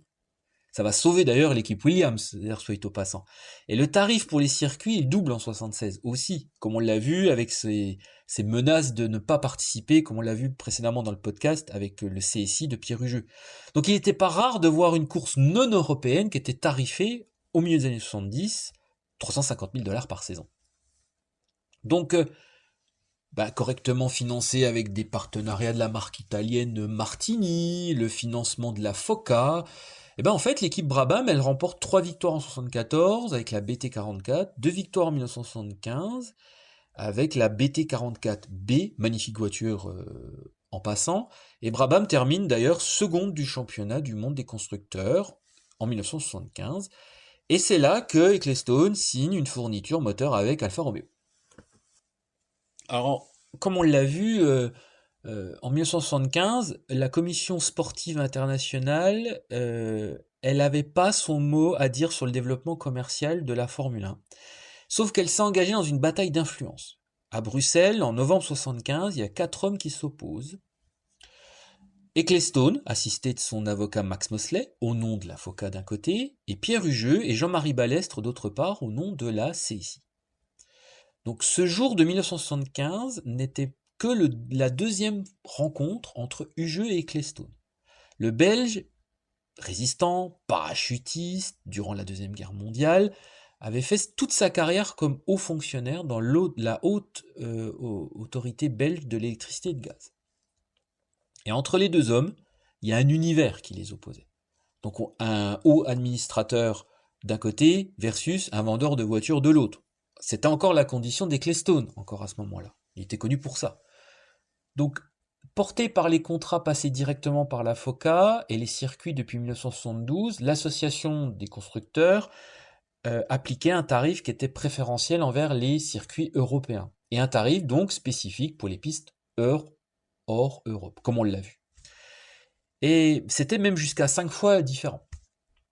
Hugeux, lui, souhaitait un tarif unique. Et il impose une somme de 270 000 dollars pour tout le monde. Sinon, il n'y a pas de championnat en 76. Donc finalement, après une longue négociation, comme je vous ai expliqué précédemment dans le podcast, et une petite intimidation, Ecclestone, il a ajouté 5 000 dollars à la somme. En fait, la messe était dite, mais encore une fois, ce qui est important de retenir, c'est qu'il a eu le dernier mot. Donc on était à 275 000 dollars par circuit à l'époque. On est à peu près dans la même année 75, à Balado, en Italie, Brabham annonce son partenariat avec Alfa Romeo pour la saison 76. Développé par Autodelta et le turbulent ingénieur Carlo Citti, le flat 12 de 520 chevaux à 12 000 tours minute était peu fiable et terriblement lourd, 230 kilos. Mais il avait au moins un double mérite. Le premier, c'est qu'il était gratuit, et le second, il avait quand même permis de pérenniser le deal avec Martini, estimé à 4 millions de dollars par an. Mais comme on l'a vu, ces 4 millions de dollars ont été aussi le fruit d'une manigance autour de l'engagement de Claire Regazzoni. Sur la piste, la BT45, c'était une voiture qui était très paresseuse. Carlos Reutemann et Carlos Pace devaient se contenter de 4e place, et ça s'est fini avec une 9e place finale au championnat des constructeurs. Pire, Reutemann, en fait, qui était le premier pilote de l'équipe, après son abandon au 37e tour du Grand Prix du Brésil, il demanda un doublement de son salaire pour l'époque, passant de 250 000 à 500 000 $. Naturellement, Ecclestone, il a refusé. L'Argentin, il a quitté l'écurie en cours de saison pour piloter la Ferrari en remplacement de Niki Lauda à l'époque. Il a été remplacé par Hans Stuck. L'apothéose, ça restera le Grand Prix du Japon 76. Alors on a vu le film Rush pour ceux qui ont vu ce film, donc on est sur le circuit du mont Fuji, et à l'époque le pays du soleil levant, ils étaient en développement en 1976. C'est pas le pays d'aujourd'hui, c'était encore un pays qui développait son économie, etc. Et à ce moment-là, il n'était pas favori, parce qu'on parlait d'une course en Arabie Saoudite par exemple, à cette époque-là. Et là, il s'est passé que la Huntmania, elle emportait l'Angleterre, et Ecclestone, il a profité du moment pour faire diffuser la course en modovision, on appelait ça comme ça. Donc ça veut dire que la course était rediffusée sur un canal et tout le monde pouvait prendre. Exactement comme l'Eurovision aujourd'hui, à l'époque. C'était le même modèle. Et c'était la première fois qu'un Grand Prix était diffusé en direct à la BBC depuis le sponsoring controversé de Surtees avec la société Durex. Donc, et ce deal de rediffusion Mondovision, il était juteux, estimé à plusieurs millions de dollars. Alors pourtant, c'est très intéressant, on n'a jamais eu la somme. Je vous le dis, on n'a jamais eu la somme précise de ça. Pourquoi ? Parce qu'en fait, Ecclestone, il a quasiment rien touché dans cette histoire. Il y avait tellement d'intermédiaires qu'en fait, il n'a quasiment touché qu'une symbolique, une somme totalement symbolique. Et ça a été une leçon qu'il va retenir pour la suite. On le verra on l'a vu, comme je vous ai expliqué précédemment, dans la négociation par la suite avec l'Union européenne, justement de radiodiffusion, où là, il est allé différemment. Voilà. Mais cette première diffusion en modovision du Grand Prix du Japon 1976 a été un tournant total dans le business d'Ecclestone, mais surtout, ça a été une véritable leçon.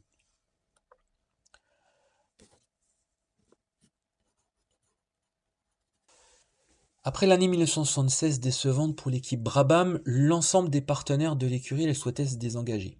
Donc Alfa Romeo, qui était humilié, voulait stopper son projet F1. Gordon Murray avait réussi à obtenir de la marque italienne l'étude d'un moteur V8 à l'époque pour rivaliser contre le Ford Cosworth.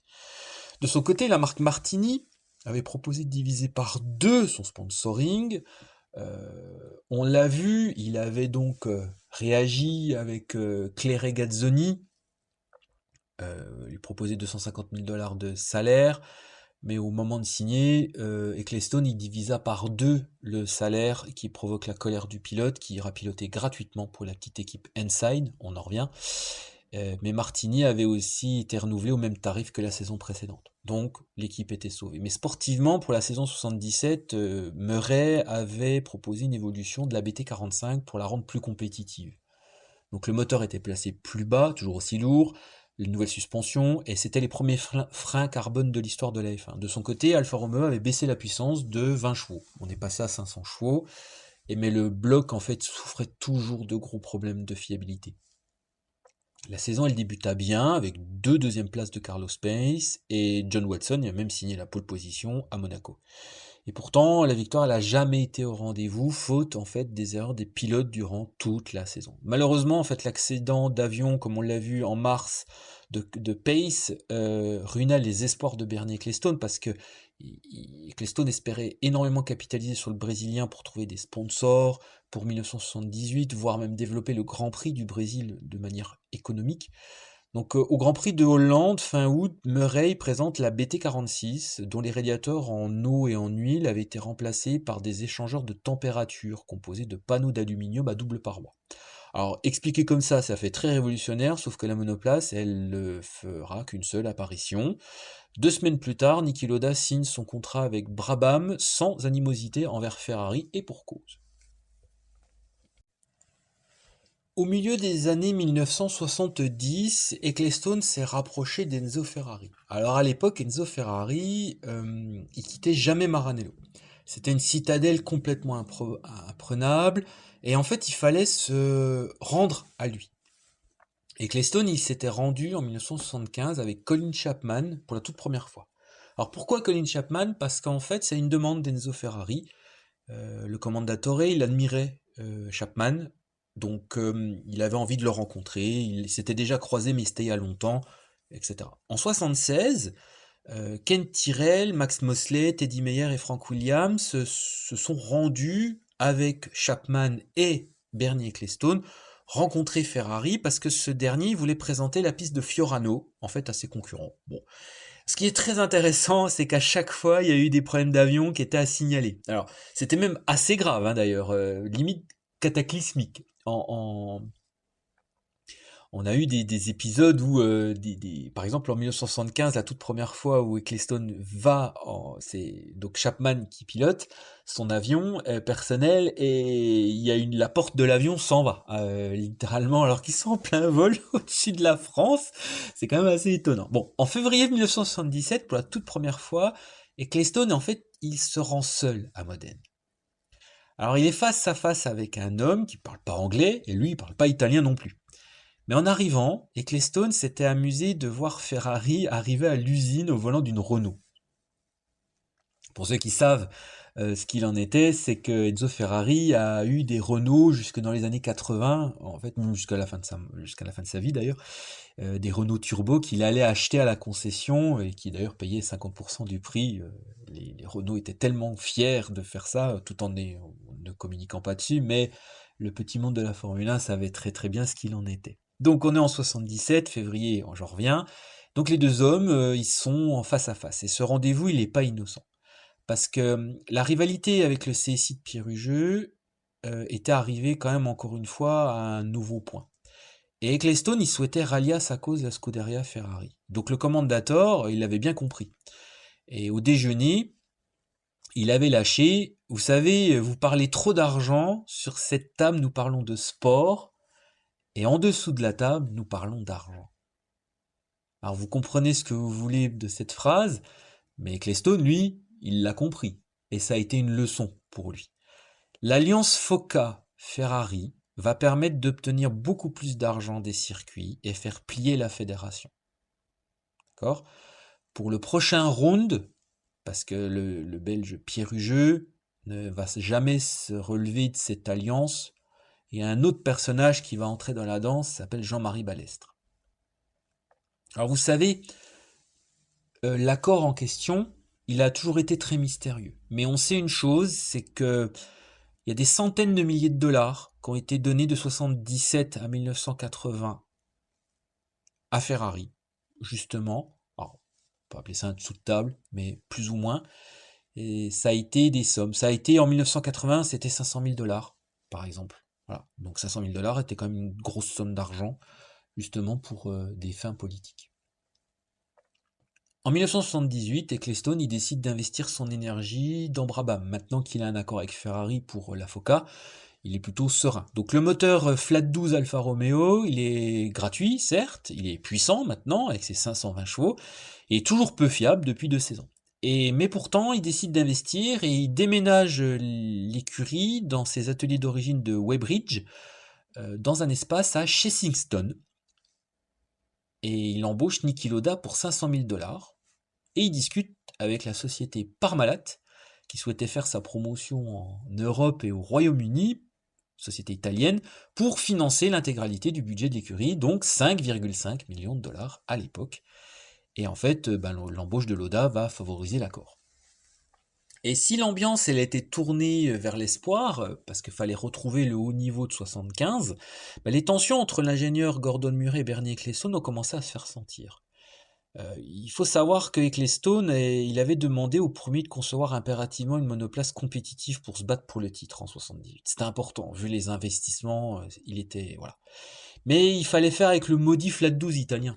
Parce qu'il était certes devenu fiable, mais il était toujours aussi encombrant, il faisait toujours ses 230 kilos, ses 230 kilos, pardon, et ben en fait il était surtout très encombrant pour la créativité du Sud-Africain. Donc la saison elle débute d'ailleurs avec l'ultime évolution de la BT45 en version C. Donc les courses Argentine et Brésil sont récompensées par 2 podiums, et surtout les espoirs pour la suite, parce que il y a eu des deuxièmes et des troisièmes places, et puis Loda, eh ben, il pointait quand même en tête du championnat du monde des pilotes à ce moment-là. Donc la BT46, dans sa configuration nouvelle, elle débute, elle permet à un autre podium à Monaco pour l'Autrichien, confirmant la bonne forme de Brabham. On oublie que la saison, elle commence à être largement dominée par Mario Andretti au volant de la dernière née du Team Lotus, le modèle 79 à effet de sol. Sous la pression d'Ecclestone, Gordon Murray devait trouver une solution pour la fin de saison. Et c'est là qu'est née la fameuse version B nommée aspirateur. Alors il y a eu un travail dans le grand secret, et Murray dessine en fait la partie arrière de la BT46, et il ajoute une turbine actionnée par la boîte de vitesse, adjoint à 4 jupes hermétiques qui étaient reliées entre elles. Alors les premiers tours de roue sont réalisés donc à Balaco, dans le centre d'essai d'Alfa Romeo. Avant qu'en mai 78, sur le circuit de Brands Hatch, une séance d'essai secrète ne soit réalisée. Alors, secrète entre guillemets, elle n'était pas si secrète que ça, parce qu'il y a un article à sensation dans les colonnes du magazine anglais Autosport qui a présenté dans le menu les photos de la nouvelle monoplace. Il y avait un espion qui était présent. Et en fait, ça a provoqué des remous. Au Grand Prix d'Espagne en juin, vu que les photos avaient fuité dans la presse anglaise, ça a forcé Ecclestone et Murray à faire des explications sur leur système. Donc les officiels de la fédération, la CSI, autorisèrent l'exploitation de la BT46B pour la course suivante en Suède le 17 juin. Donc c'était considéré comme un répit à l'époque. Alors c'était de courte durée, hein, parce que pour la toute première fois de l'histoire de la F1, comme on l'a vu précédemment, Colin Chapman au nom de Team Lotus, suivi de Ken Tyrrell, Team Tyrrell, Teddy Meyer au nom de McLaren, et John Surtees au nom de son équipe qui portait son nom, ils ont porté officiellement réclamation. Alors c'est la toute première fois que ça existe dans l'histoire de la F1, personne ne l'avait fait auparavant. En fait, l'inquiétude avait des raisons de sécurité. Et cette raison de sécurité, ça faisait monter d'un cran la tension. Donc le barrage ira même jusqu'à demander à Ronnie Peterson et Mario Andretti, qui était pilote Team Lotus, de parler aux autres pilotes pour convaincre les autres écuries. Voilà la majorité contre Brabham. Malgré cette opposition, la BT46B, elle débuta bien au Grand Prix de Suède.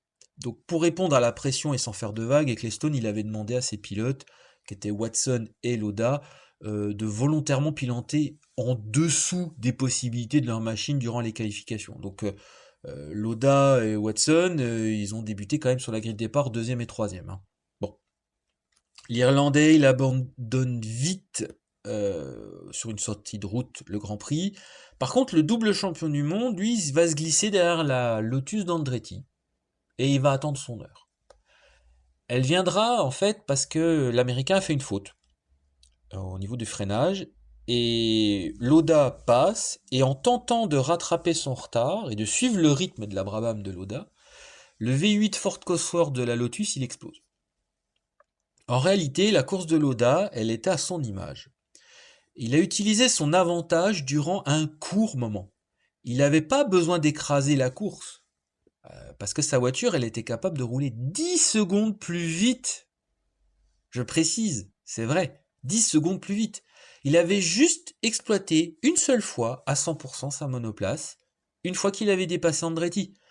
Donc c'était une victoire modeste, et pourtant la victoire de Brabham en Suède, elle a provoqué un tsunami de protestations.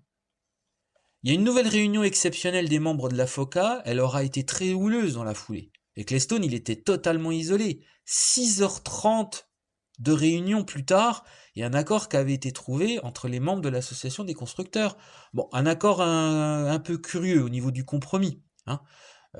En échange d'un retrait de l'ensemble des protestations, avant et après le Grand Prix de Suède, Brabham pouvait aligner sa monoplace, donc la version B, durant les 3 prochaines courses, c'est-à-dire le Grand Prix de France, d'Angleterre et d'Allemagne. Ensuite, la monoplace, elle était remise au musée pour les 5 dernières courses de la saison. Sauf qu'en fait, à ce moment précis de l'accord, Niki Lauda, il pouvait être champion face à Andretti. Il avait encore toutes les possibilités de l'être. Donc, quelques jours plus tard, Ecclestone et Colin Chapman sont convoqués par Pierre Hugeux à Paris pour une réunion dont l'objet était l'avenir de la Formule 1. Un piège. Parce que n'ayant pas oublié l'affront de 1975, le Belge, il entra dans un bras de fer qu'il était certain cette fois-ci de remporter. Après cette douloureuse réunion de travail, Ecclestone, il a totalement perdu la face. La BT46B était bannie avec effet immédiat par les instances sportives. Et c'était pas l'œuvre de Pierre Hugeux. Non, c'était l'œuvre de Jean-Marie Balestre, son second.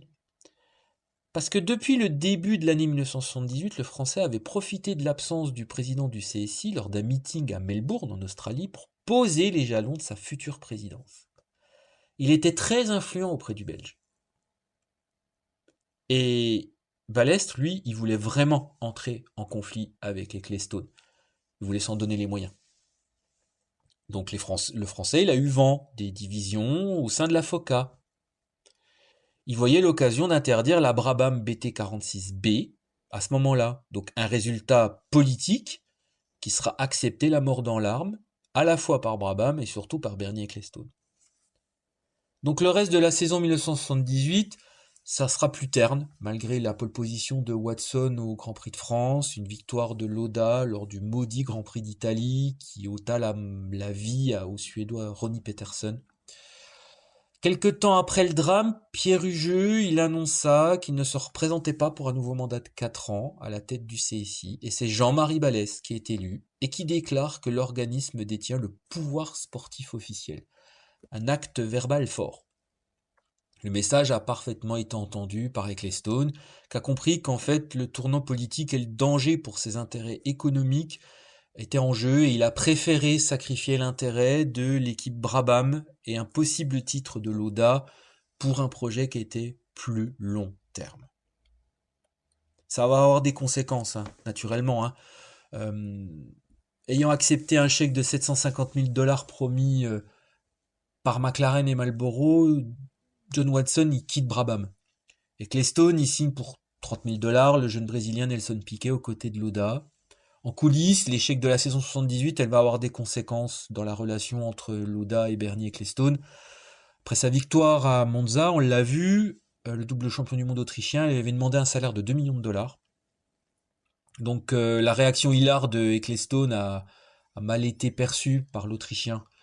Il considérait, comme on l'a vu dans le podcast précédemment, comme un manque de considération. Ça va être aussi une constante dans Ecclestone, dans ses relations humaines, hein, le manque de considération. Les négociations, elles vont durer pendant des mois, elles vont être difficiles, et puis finalement, l'Autrichien, après la double victoire de Ligier, de Jacques Laffite en tout début de saison 79, l'Autrichien, il avait sondé Williams, par exemple. Mais Bernie Ecclestone, il informa les prétentions financières du double champion du monde. Sans agent, hein, pour négocier ses contrats. En fait, Lauda s'est vite retrouvé isolé face à Ecclestone, qui était le petit télégraphiste dans le monde de la F1, dans le paddock, parce qu'il vu qu'il a informé tout le monde des prétentions salariales de 2 millions de $ pour 79, ben les alternatives se fermaient les unes après les autres pour Lauda. Lauda va tenter un dernier coup lors de la fameuse réunion, quand on a appris par la suite, avec Parmalat, donc annonçant à Ecclestone qu'il ne participera pas aux prochaines courses de la saison devant les dirigeants de Parmalat. Donc Ecclestone ne voulait pas perdre la face, il avait peur de perdre son pilote, et donc du coup, son sponsoring italien, et il annonce aux dirigeants italiens, dans leur langue, qu'il stoppait sa carrière. Et ça, c'est quelque chose qui est très important, parce que Lauda annonce aux dirigeants italiens qu'il va stopper sa carrière s'il ne signe pas son contrat. Ecclestone ne parle pas italien. Donc il s'est senti, lui, totalement isolé. Et donc ça pouvait faire tout capoter l'accord. Ecclestone le comprend très vite, hein, et il demande au patron italien de payer le salaire de 2 millions de dollars, demandé par Lauda. Voilà, donc Parmalat s'est exécuté. L'investissement global sera de 8 millions de dollars en 79. Donc en signant son contrat devant tout le monde, Ecclestone, il haussa les épaules et il a dit en français à Lauda, ben c'est la vie, en français. C'est une phrase qui a marqué Lauda, hein. On en revient sur le manque de considération, etc. Donc la réalité, c'est que le patron de Brabham, il cherchait à gagner du temps pour convaincre Parmalat, d'augmenter significativement leur raccord pour rester compétitif face à McLaren et Ferrari. À l'époque, Brabham est en train d'être décroché. Mais de son côté, il était dégoûté par la manœuvre. Ben Lauda, il estimait que sa relation avec Ecclestone et Brabham, elle était terminée. Donc il était épuisé par ces interminables négociations salariales. Donc ça a été une fin difficile. Et puis c'était aussi très très difficile pour Gordon Murray. Et ça remonte depuis la fin de 78, parce que la pression et l'énergie qu'il avait dépensée durant des mois pour un résultat finalement décevant avait complètement réduit son intérêt pour la F1. Il avait certes esquissé les dessins de la BT47, hein, devait optimiser le concept de la turbine, qui avait été entrevu sur la BT46B, mais avec l'interdiction de cette dernière, la motivation a été plus présente. À l'automne 78, il a eu une proposition de Ford Motors. Et paniqué par la perspective de voir partir son ingénieur en chef avec les Stones, au lieu de concéder une grosse augmentation de salaire, il inventa l'histoire d'une vente prochaine de Brabham et d'un partage des profits avec Murray, puis ensuite derrière de lui céder 15%. Donc il était rassuré, Gordon Murray, il faisait confiance, et il a accepté de continuer l'aventure avec l'équipe. Cet épisode en fait va faire perdre beaucoup de retard à Brabham. Dans le développement de la BT48 par exemple, la demande de Murray, Alfa Romeo, il développait un nouveau moteur. Bah, c'est pas du tout le V8 qui était demandé hein, depuis 76. Non, c'est un V12 60 degrés d'une puissance de 525 chevaux qui sera proposé. Question de prestige, lui a-t-on répondu. L'ambition, c'était d'exploiter au mieux le fameux design de l'effet de sol, un concept qui avait remporté le titre de champion du monde des constructeurs avec Lotus la saison précédente. Le problème, c'est que le manque de temps dans la construction de la BT48 provoqua une innovation toutefois importante. C'était le premier châssis qui avait des éléments qui étaient construits en matériaux composites. Alors, ça fait partie d'une particularité de Murray, et Ecclestone savait très bien l'exploiter, c'était de le mettre dans l'urgence, parce qu'il savait qu'il allait avoir une innovation, à la fois pour des questions de coût, mais surtout pour des questions de performance. Donc Murray a mis en place des éléments composites sur cette monoplace de 1979. Donc si la puissance du bloc italien elle était là, bah, sa fiabilité elle sera catastrophique. Et la monoplace elle restait très très lourde, elle ne tournait pas. Avec l'effet de sol c'était très très compliqué. Mais surtout, il y a eu un petit souci. Après avoir découvert lors du Grand Prix de France 78 le modèle 177, première monoplace d'Alfa Romeo depuis 1951, Ecclestone il découvre en fait que la monoplace elle a été développée dès 1976 sous les conseils de l'ingénieur Chiti. Parce qu'en fait Carlo Chiti, il avait fortement critiqué la Brabham de Murray parce qu'il estimait qu'elle était incapable d'exploiter le meilleur moteur du monde selon lui. En fait, c'était trop pour Ecclestone, qui a demandé à Murray de concevoir une toute nouvelle monoplace avec le V8 Ford Cosworth. Il a cassé le contrat avec Alfa Romeo à ce moment-là. La BT49, elle sera conçue en 56 jours. Elle reprendra les innovations et le design de la 48, mais elle était plus petite de 10 cm, elle était surtout plus maniable et agile. Elle pouvait exploiter au mieux l'effet de sol. Elle était aussi surtout 60 kg plus légère que sa grande sœur. C'était en fait à l'origine l'ultime monoplace pour convaincre Niki Lauda de continuer l'aventure. Pourtant, pendant que la nouvelle monoplace elle affrontait le chronomètre, Lauda roulait vers l'aéroport de Mirabel pour le ramener en Europe via New York. Le double champion du monde australien venait de prendre une décision importante le matin même. Après une nuit sans rêve et sans espoir, vidée par une saison compliquée, Lauda annonça sa retraite au milieu d'un paddock du circuit de Montréal, incrédule, et surtout un Bernie Ecclestone complètement affolé, en contraste à un Lauda qui lui était calme et souriant. Le double champion du monde autrichien quitte tout simplement les Grands Prix sans regret. Il avait tenu sa revanche.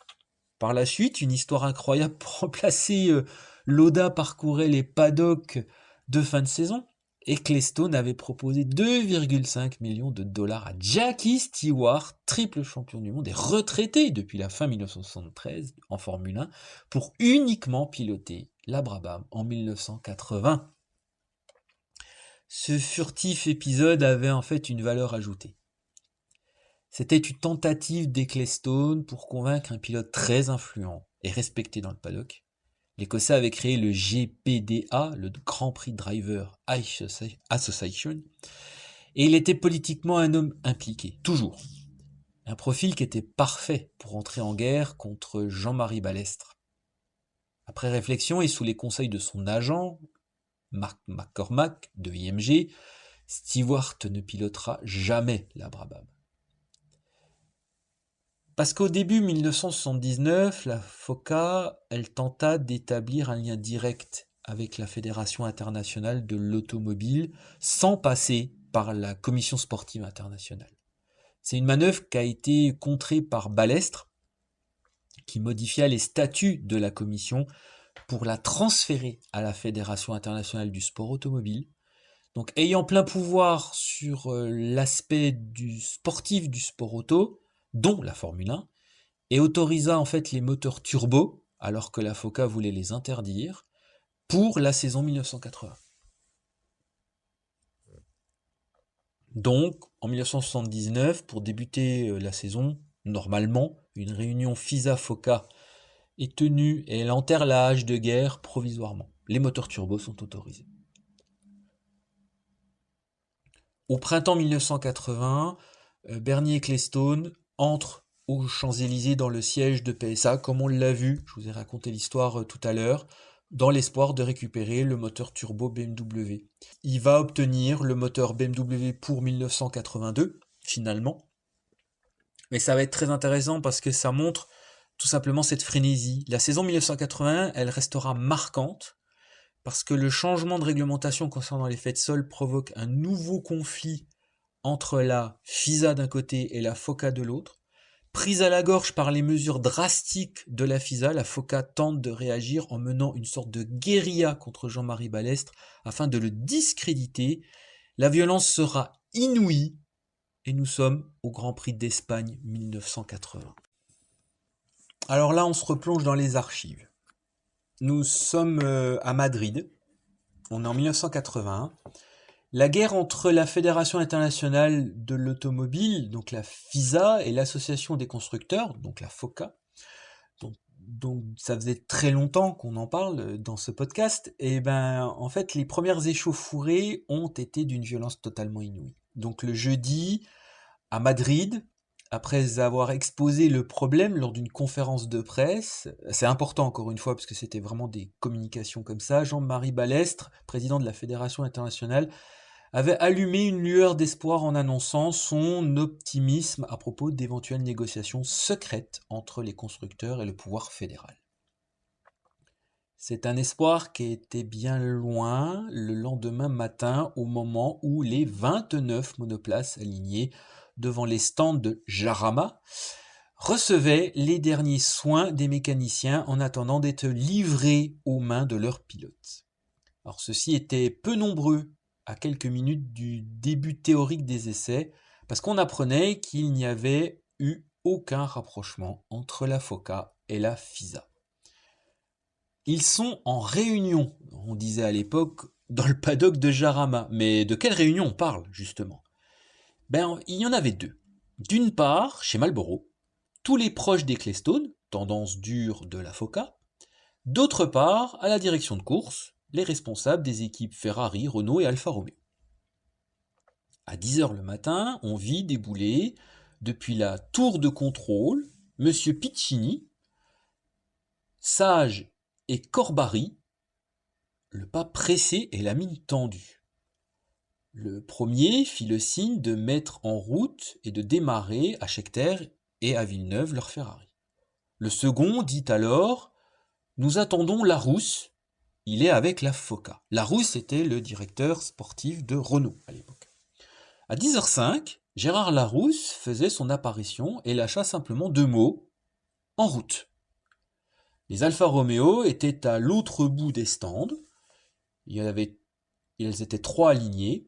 Donc, dès que M. Corbary eut communiqué le signal, Vittorio Brambilla se rua en piste. Il ne tarda pas à être arrêté par ses propres responsables. La situation était tellement confuse que pour ne pas risquer une suspension de licence pour d'autres activités, donc le rallye notamment, Carlo Citti préférait rester en attente plutôt que de risquer l'irréparable. Alors, on s'en émut à l'autre bout de la piste, et bientôt Jean Sage parut chez Alfa Romeo. Je vais leur remonter les pendules, lança-t-il en riant. Peu à peu, Brambilla repartait, Giacomelli également, et l'Espagnol Villalota se mêlaient à ce concert.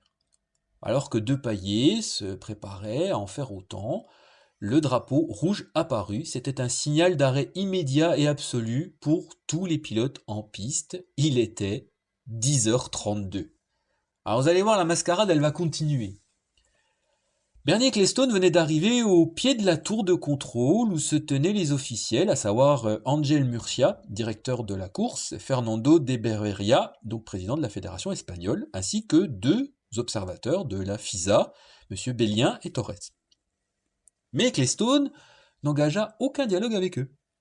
Il entreprit ses partenaires habituels, les membres du très influent Royal Automobile Club, avec à leur tête le marquis de Cuba. 10 minutes plus tard, 10h42, Peter Warr, manager de l'équipe Fittipaldi, vint dire à Gérard Larousse il va y avoir un retard de 30 minutes. Au moins. Tu peux dire aux mécaniciens de se reposer. Bon. À cet instant précis, le drapeau vert était brandi devant la tour de contrôle et signifiait que la piste était réouverte. Comme il n'y eut guère d'effet, un groupe de commissaires sportifs parcourut tous les stands en brandissant, justement, ce drapeau vert. Enfin, une Ferrari se mit en branle, puis l'autre. Mais personne n'y prêtait attention. La réalité était ailleurs que sur la piste. D'ailleurs, le drapeau rouge réapparut bientôt. Il est 10h48 et le silence retombait encore une fois sur le circuit. L'ingénieur Forghetti de chez Ferrari revenait à la direction de course en disant « Mais ils ne savent pas quoi faire là-bas, ils ont peur ». Larousse considérait les événements avec réalisme. « Ils veulent faire une course FOCA », nous dit-il. Les managers de la tendance dure, donc de la FOCA, s'étaient de nouveau réunis chez Marlboro. Une foule de journalistes les guettait. Ken Tyrrell fut le premier à sortir. Son nez se cabra sous un énorme sourire lorsque quelqu'un lui demandait « Alors, une fille ou un garçon ?» Les allées et venues se multipliaient. Chapman sortait aussi, croisant Mosley qui rentrait. Ecclestone montra son visage dans l'entrebâillement de la porte. « Je vous demande 5 minutes de patience, s'il vous plaît, » lança-t-il au journaliste. Et il souriait. La porte se referma. Les montres indiquaient 11h20. Peu après, Jean Sage et Mauro Forghetti rejoignirent l'aéropage d'Ecclestone. À midi, le marquis de Cuba ressortit en lançant « Conférence de presse, immédiatement dans la salle de presse !» Sage et Forghetti le suivaient. « Y a-t-il une course ?» demanda quelqu'un. « S'il y a une course, répondit Sage, ce sera un show de la FOCA. » Cette phrase tomba comme une douche froide sur l'ambiance de potache qui régnait parmi les journalistes. On n'avait jamais vu ça à l'époque. Elle régnait en fait qu'on avait atteint, mais on comprenait... Il y avait eu un point de non-retour, et c'était définitif. La confirmation officielle ne tarda pas avec le communiqué suivant. Je cite « Le Royal Automobile Club d'Espagne, sous sa propre responsabilité, organise dimanche 1er juin le 20e Grand Prix d'Espagne sur le circuit de Jarama. Par conséquent, il ne doit plus se soumettre au règlement de la FISA, mais il continue d'exercer ses fonctions devant la FIA, organisme principal de l'automobile. » Chez Ferrari, Renault et Alfa Romeo, les voitures restèrent bâchées. Mais qu'allaient faire les autres écuries?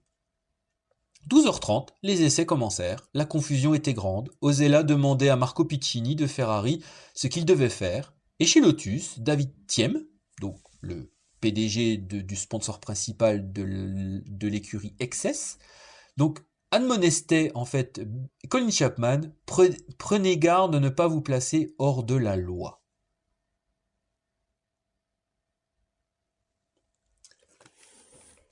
Le samedi, le grenouillage continua. Alors, quand je dis grenouillage, c'était la même cadence que la veille, que je viens de vous expliquer. Pendant une grande partie de la nuit, les antagonistes s'étaient rencontrés afin de trouver un compromis. Sans résultat. Sinon que dans la matinée, sur le circuit, les réunions se multiplièrent encore et encore et encore, tandis que les mécaniciens préparaient les machines comme si de rien n'était, que ce soit chez Ferrari ou chez Brabham. À 10h le matin, les essais commencèrent avec 22 voitures. Comme la veille, les Ferrari, les Renault, les Alfa Romeo, elles restaient bâchées dans leur stand. Pourtant, Depailler, Giacomelli, Arnoux, Jabouille étaient en tenue. Par contre, Scheckter et Villeneuve, eux, ils étaient encore en chemisette. À 10h55, le hasard fit de nous des témoins d'une scène bien étrange. Bernie Ecclestone revenait de la réunion pour jeter un coup d'œil à son écurie. Jusque-là, rien de détonnant. Il était hors de lui, tout en faisant un récit aux confrères italiens justement d'autosprint. Discrètement, en fait, les autres journalistes se sont montrés. Ecclestone avait saisi par le bras un peu les journalistes de l'équipe, plus ceux d'autosprint, et il reprit. Écoutez bien. Renault et Alfa étaient tout près d'accepter un compromis. Mais Piccini, chez Ferrari, s'accrochait à la position dure et finalement, il retint les deux autres sur leur intransigeance. C'est à cause de lui, si tout foire. Si je sais, et je sais pourquoi. Parce que, en 1 heure, les Renault se qualifièrent en 2e ligne, et les Alfa Romeo en 3e ligne, les Ferrari en 8e. Et cela, il peut pas le supporter, que les Ferrari soient pas compétitives, alors il a tout saboté. En fait, les illusions d'Ecclestone, quant au rôle de Piccini, ça correspondait pas vraiment à la réalité de l'époque. Jean Sage l'explique assez bien. Il explique « Nous avons fait corps d'un bout à l'autre des discussions sans manifester la moindre faille dans notre union. » À propos justement de Renault, de Ferrari et d'Alfa Romeo. Et ceux-ci savaient pertinemment que leur comportement dépendrait le succès final. Et comme ils se sont attachés à préserver un organisme arbitral indépendant, c'est-à-dire la FOCA, donc ils avaient peu de chances de l'emporter finalement. Faut pas oublier qu'à l'époque, ils étaient compétitifs sur la piste, Renault, Alpha. Les équipes de la FOCA avaient des grosses difficultés. Il y avait que Williams qui pouvait effectivement rivaliser, les autres, et puis Brabham, mais c'était tout. À 13h, l'espoir d'une concorde renaquit. Le terme était important, parce que ça a été le terme qui a été utilisé par les médias, le terme concorde. Les haut-parleurs annoncent en effet un retard d'une demi-heure pour l'ultime séance d'essai. Donc chez Michelin, l'ingénieur du Pasquier se montrait plutôt optimiste. D'ailleurs, Scheckter et Villeneuve s'étaient remis en tenue. 13h30, les essais commencèrent sans les Ferrari, sans les Renault, ni les Alfa Romeo. L'espoir s'évanouissait au fil des minutes. 1 heure plus tard, fin des essais. La réunion de tous les partis concernés n'avait plus lieu d'être. Jean Sage fit grosse impression en désignant le maquis de Cuba aux journalistes rassemblés en s'exclamant « Voici le responsable de l'échec de la dernière chance ». Incroyable mais vrai, il est 17h30, l'espoir rebondit de nouveau. Ecclestone venait d'avoir une entrevue orageuse avec messieurs Buzy et Guiter, donc de Philippe Maurice et de Elf, et il convoqua le marquis de Cuba pour une ultime conciliation. Il n'a fallu que 20 minutes avant que Jean Sage, hors de lui, ne réapparaisse.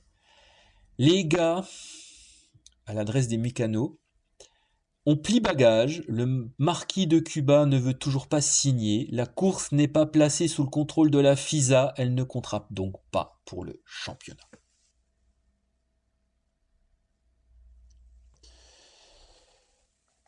Alors, ce qui s'est passé, c'est que la course du dimanche, on va s'en tenir au texte officiel et à la volonté de l'autorité fédérale qui régisse le sport automobile international. Donc la course remportée dimanche après-midi à Jarama par Alan Jones n'avait aucun droit d'être appelée Grand Prix d'Espagne. Elle ne comptait pas pour le championnat du monde des conducteurs non plus 1980, un coup d'épée dans l'eau. D'ailleurs, les 3 équipes des grands constructeurs qui étaient représentées avaient quitté en fait le samedi soir. Donc je parle de Ferrari, de Renault et d'Alfa Romeo. Le paddock de Jarama. Dans le conflit qui avait éclaté, en fait, il n'y a eu ni trêve, ni armistice, ni compromis qui pouvait intervenir à ce moment-là. Ça a été une parodie de Grand Prix à laquelle ont assisté les journalistes et le public à Jarama, qui présentait au moins l'intérêt d'annoncer que ce serait le début d'un championnat pirate.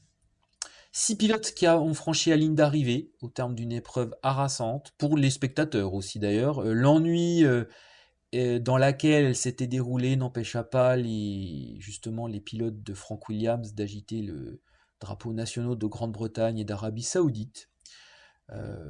Ni la toute petite équipe Ensign de noyer sa joie dans le champagne. C'était classé 6e à l'époque. Ce final grotesque était tout à fait dans la ligne d'un week-end qui était totalement sinistre, comme l'explique Johnny Reeve dans les colonnes de l'équipe, et dont on espère qu'il y aura une purge salubre pour la Formule 1, mais bon sang qu'elle était amère à avaler. Alors, je vais conclure ce podcast. On est en 1980, du coup. On sait comment ça va se passer. Jones va remporter le titre de champion du monde devant Nelson Piquet et la Brabham. Jean-Pierre Jabouille va se blesser à Montréal. Jody Scheckter va annoncer qu'il se retire. C'est le retour de Matra aussi. C'est aussi l'accident de Patrick Depailler en deltaplane. Ce qu'il faut savoir, c'est que le congrès de la FIA à Athènes a examiné les graves problèmes sportifs qui sont nés du conflit de Jarama. Le président de la FIA, donc le prince Metternich, devait faire le soir d'avant une conférence de presse. D'importantes décisions devaient être prises et le président Balestre avait été plébiscité dans ses fonctions et son action. Et il a recueilli la majorité absolue, aucune voix contre lui. D'ailleurs, seule l'abstention du délégué britannique, Clive Bonson, était à signaler. La FIA a par ailleurs condamné l'attitude du Royal Automobile Club d'Espagne et a décidé d'expulser la FOCA de la FISA. On sait qu'elle occupait d'ailleurs un poste au comité exécutif, on ne le savait pas jusqu'à présent. C'est un triomphe pour Jean-Marie Balestre, reste à savoir ce que va désormais faire la FOCA. Et je vous donne rendez-vous pour le savoir au prochain numéro du podcast EON. Je vous remercie de votre attention